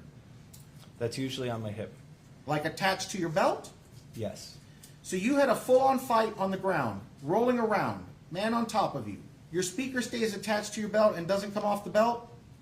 No, it's on the floor. At this point, the court asks, I'm sorry? It's on the floor. The court then asks, what's on the floor? The speaker. Well, it's on the sidewalk where you put your phone down when the police showed up. Yeah. I picked that up off the ground. Oh, you picked that up too? Why wouldn't I? It's mine. That's what I'm asking, Mr. Radford. I'm asking how many things were on the ground when you started to walk away from Walt. Where was your phone? My phone was in my pocket. But the speaker was on the ground? Speaker was on the ground. In the dirt. In the dirt. In the sand. In the sand. There's not a speck of sand on it. It got brushed off. It got brushed off. Not even wedged into the little holes of the speaker is there sand. So let me see if I get this straight. You shoot and kill another person. You are a pretty religious man, I know that. Pretty deeply Catholic, right? Christian. Christian. Okay, sorry. Pretty deeply Christian, right? Yes, sir. You shoot and kill another person. A statement for which, when you are sitting in the interview room with Detective Harrop, you even go so far as to say, I'm going to hell, so I assume you must believe in hell. You shoot and kill another man. Your initial thought is, let me collect my gun, let me collect my speaker. Somehow my speaker gets totally dusted off, even though you've never once discussed dusting off your speaker. You pick up these two items. You have your speaker. Maybe, I guess. You attach it back to your pants. I don't know. And the next thing you do is not, hey, I should render aid to this guy, or I should check on this guy. You turn and walk away from the guy, and you decide to clear your firearm, right? Completely wrong order. Well, then tell me. I walked away from him. He wasn't moving. I cleared my firearm, went to the table, walked back around to see if he was, like, okay. I didn't see any movement. I picked up my speaker and walked back over to the pavement while dialing 911. Okay. I assume that's how it happened. So I want to be clear. You are at the body. He's dead on the ground. No, I wasn't at the body. You had to be near the body. You said you rolled him off of you. Yes. Okay, so you're somewhat near the body. You walk away. You clear your gun, right? You have the wherewithal to clear your gun and put it on the table. You still haven't picked up the phone. You turn around, you go back, you find your speaker, because that's the next priority. You collect your speaker. That's okay, carry on. Is that what you, that's what you just told me, isn't it? No, that's not what I just told you. Tell me what I misheard. I cleared the firearm while walking away. Okay. After just shooting at him, I might have picked up the speaker then. I don't know exactly what order it happened. I had my phone on me already. I was fumbling for the phone in my hoodie jacket. As I was walking to the table after clearing the gun, I called 911, and that's what I remember. And you had your speaker back on you by the time the police arrived, because that's how it ends up on the pavement next to your phone, correct? I must have had it on me, yeah. I must have. I probably put it in my pocket, walked over there, and then when they said I was trying to turn the volume down on the speaker via the phone so that I could hear what was going on with the phone call. Wait. I want to make sure I heard you. You said you were trying to turn down the speaker so you could have the phone call, so that you could hear the phone call? Yes. We don't hear a single bit of music or radio or anything. Because I turned it off. So you had already turned it off before the phone call? Obviously, yes. Okay, I want to ask you a different question. We have seen a pair of glasses. Those are your glasses, right? I believe so. They look like sunglasses, or are they prescription sunglasses? They are transitions. Transitions, okay, so you need them to see. Yeah. Specifically up close. Okay, were they on your face? Yes, they were. When you got hit? Yes, they were. You know your glasses better than I do. I don't see a break. I don't see a scratch. I don't see a fracture. I don't see a crack. Well, obviously, he hit me from the side. He hit you from the side? He hit the glasses from the side if he didn't break. Okay, the so, lenses. sorry, go ahead. If they didn't break the lenses. Okay, so? Got knocked off my face and flew a number of feet away. Well, you seem to have a pretty stellar memory now, so I'm going to ask you. When he first hit you, under your version of events, where does he hit you? In the face. But where in the face? In the chin, on the forehead, by the ear? Like, give me some description. This is my face. Right? In the face. So he hits you straight on, is what you are? I believe so. I didn't see it coming. Well, that's not what I asked. I did not ask if you saw it coming. I asked you where he hit you. You held your hand up directly in front of your face, like in front of your nose and your eyes. Yes. Is that where he hit you? Yes. And you think that knocked your glasses off. Because a second ago, you said he hit you from the side. I said that he could have hit me from the side. He knocked my glasses off when he hit me. But we agree the front and the side of the face are not the same place. Sure, yes. Thank you. Mr. Radford, tell me about your clothes. Your clothes seem pretty spotless. Your hand seems pretty spotless. Your face seems pretty spotless other than the injuries, of course. I'm talking about dirt. I don't have a speck of dirt on your hands. I don't have any wedged underneath your fingernails or inside your cuticles. You got pretty well manicured hands here. I assume you take care of them, or maybe your wife does it for you. Sorry. You got pretty well manicured hands here. I assume you take care of them. Or maybe your wife does it for you. I don't know. Your jeans don't have any dirt. There is no smudges of dirt. Have you seen the soil at the dog park? It's sandy soil. It falls off with a slight tap. You had a physical struggle for multiple seconds, and there's no sand stuck to your skin. Are you suggesting the sand just fell off of your skin too? No, I'm suggesting I had multiple layers of clothing on, including a hooded hoodie, and that was why it didn't hit me. It didn't hit the back of my neck. I had a hat on my head. How many times did you hit Mr. Lay? None. None? None. You put no hands on him.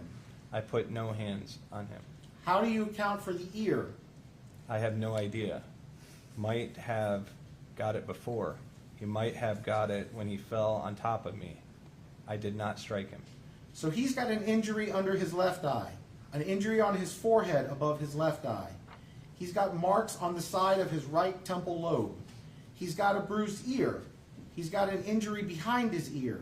He's got 3 marks under his chin, and he's got a spot on the back of his head, kind of where a lot of guys would have a bald spot like me. And you are saying you didn't do any of that to him? I didn't hit him, is what I'm saying. I did not strike him. And again, you don't have any way to account, and I noticed you didn't have a great explanation for why the handle of your cup completely snapped off. Probably happened when he tackled me to the ground. So now or when I landed on my, when I landed on my right elbow, the cup was in my hand. It could have broken when it hit the ground. So you think it fell during the fall is when you think it broke? It could have. It could have? I don't know when it broke. You agree the spot where it actually fell, where it came to rest, is actually kind of in a leafy little bed of old dried leaves, right? I don't know where it fell. Well, I'll show you the picture. State Exhibit 6K. Looks like a lot of leaves to me. It's leaves, yeah. All right. So, Mr. Radford, I want to make sure I'm clear on the version of events, the ones that you are telling me today, okay? You are saying Mr. Lay came across the park some distance at you and attacked you unexpectedly. You didn't see it coming. Didn't see him coming. He came into the park around that dog through area between me and that and walked past me probably 10 feet away from me. 8 to 10 feet, something like that. And I understand that. I'm talking about the moment that actually leads to the first bit of physical contact. Did you say that basically what happened is he came up on you unexpectedly? You didn't see him coming, and that's when he first laid hands on you. Is that correct? Yes. Okay, and when he first lays hands on you, does he grab you or does he hit you? I saw a bright flash of light and heard a bang. I got hit in the face with something. In the face? Yeah. Okay, and what's the next thing that happens? I wasn't out cold, but I was knocked a bit senseless, and I was on my elbow on the ground. And is he on top of you or is he still standing? No, he's on top of me. He's straddling my leg. So you have gone to the ground and he is on the ground on top of you? Yes. And what happens next? He is hammer fisting me about the face and neck. And that's a really interesting phrase, hammer fist. That's what it's called. But we agree that in the sum total of a 7-minute 911 call, a 1-hour first interview, 11.5-minute crime scene walkthrough, a nearly 16-minute second interview, and a 14-minute third interview, you have never once used the word hammer fist in any of the descriptions of the fighting that occurred in those interviews. Okay. In fact, you have never used the word hammer fist ever, not even in a jail phone call. The jail phone calls, you still don't use the word hammer fist. So now, are you saying there is specific attacking occurring, hammer fisting? He was hitting me about the face and neck with his hands, this part of his hand. Okay, and that's what I think most people know is hammer fist if you watch fighting. There you go. I watch UFC, so I have a pretty good idea what a hammer fist is. But you never described that. You never described him hitting you with the flat of the bottom of his hand, the hammer fist. You never said the word hammer fist, never once. You've got over, I don't know, 2 hours worth of interviews, and you have never once used the word hammer fist until today. Didn't occur to me. It didn't occur to you? Okay, so now he's on top of you and he's hammer fisting you. Both hands? Alternately, yes.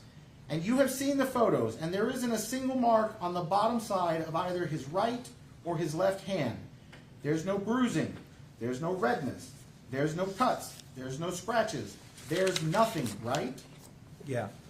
And he's hammer fisting you multiple times in the face or where? Face and around the collarbone area. The collarbone area. Okay, and what comes next? How does the hammer fisting stop? When I pull out my firearm and he lunged for it, he dove for it. Well, wait a minute. Hold on. No. I got to get the skeleton, I guess. You fall and he's on top of you. Yes. Knees on the ground. Knees on the ground. And he is hammer fisting you. Sitting back slightly on my leg. Is that roughly fair to say? Lean it forward, give or take. And hammer fisting you. Yes. And then you said you reached for your gun. Yes, sir. I pushed my shoulder off the ground and reached back for my firearm. So you have a full-grown man who we have already established multiple times through your defense attorney is 50 pounds heavier than you, and somehow you were able to roll your body, but he still stays on top of you. Yes. It's not a hard thing to do. Okay. And then you said, I paid real close attention, you said he dove for the gun. Dove, lunged. Because he was standing up? No, he wasn't standing up. Oh, that's very much what you said. No, I did not. I said he was kneeling on top of me, and when he saw the gun, he lunged for it and grabbed it on both sides, is what I said. I didn't say anything about him standing up. Okay, so you didn't say that. Now he has grabbed the gun by his hands on both sides. Yes, sir. And you have the gun in your right hand? I do. And you have your thumb in the position where you can disengage the safety with your thumb? No, it was canted, as I explained it before. The grip of my firearm is a lot shorter than that, and it was up almost pulled out of my hand, and I was reaching, trying to find the safety, and I couldn't find it. This is your safety? Yes. So you can it can be disengaged with your thumb? Yes. So you had to have your thumb, I mean, you're effectively holding the gun in the normal position. You would expect a person to hold the gun. No, I wasn't. You weren't? As I explained before, the grip is a lot shorter on my firearm than that model that you have. The grip was up here on my hand. So you're holding it like this? I'm holding it like that, and it's twisted down a little bit, so my finger's on the trigger. Okay, and so you're holding it basically by the end of the magazine or the end of the handle? And don't forget, that's a lot longer than my firearm. Right, your gun's a subcompact. Yes.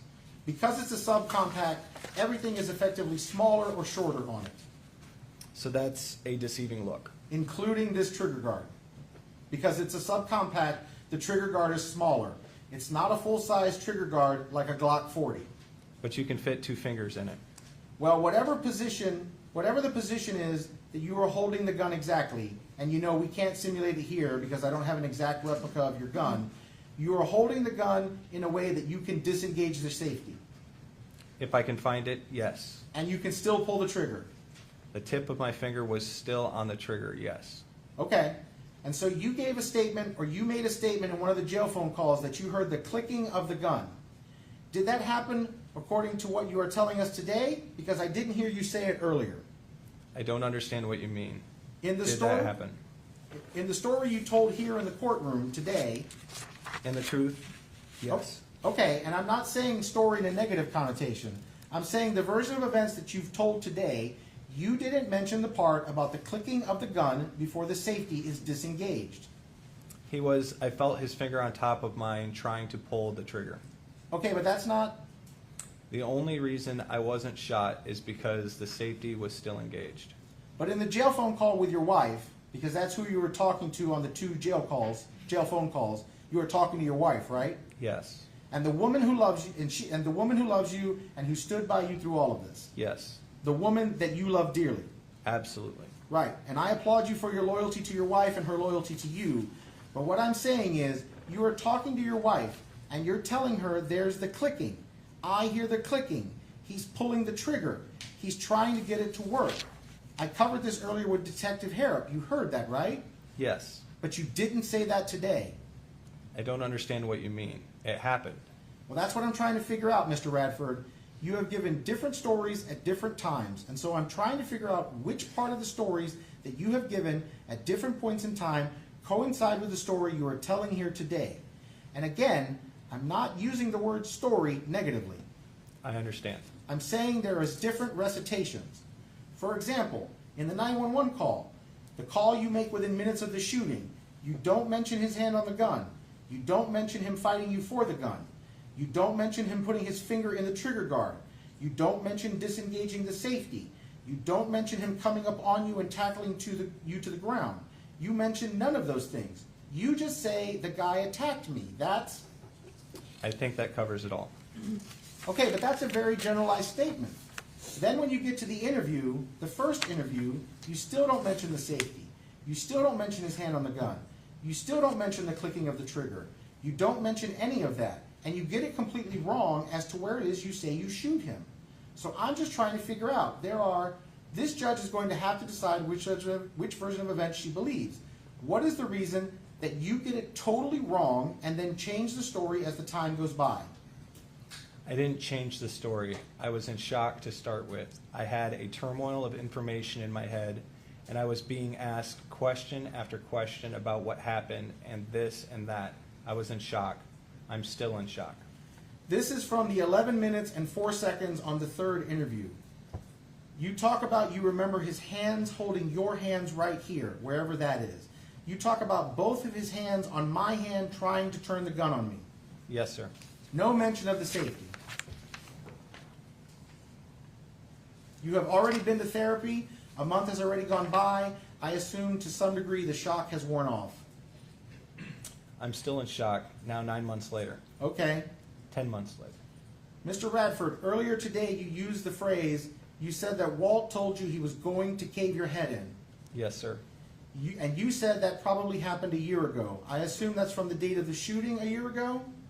No, that's including the 10 months. So like November of 2023, October 2023? October, November, yeah. Is there a reason that you have never mentioned that? I did mention it. You believe that in somewhere in the 2 hours of interviews, you told the detective I told him at my house. that he was going to cave your head in?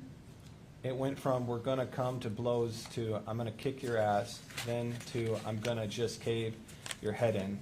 I've done it before, and I'll do it again. So if Her Honor goes and listens back to any of the interviews, somewhere in there she's going to hear the words cave my head in or cave the head in. I don't know if he was recording it at the time at my house. He came to my house on a number of occasions. Pass the witness, Your Honor. Thank you. At that point, the court said, all right.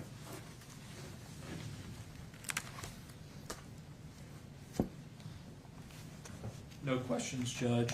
The court stated all right. You can step down. Thank you, ma'am.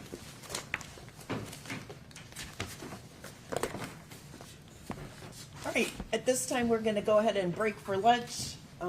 Same admonition, I always give you no discussion about the case, no coming to any definite fixed or final opinions on what you've heard thus far. So enjoy your lunch. I will see you back here at 12:30. I'll see you back here at 1:30. Have a great time. All rise.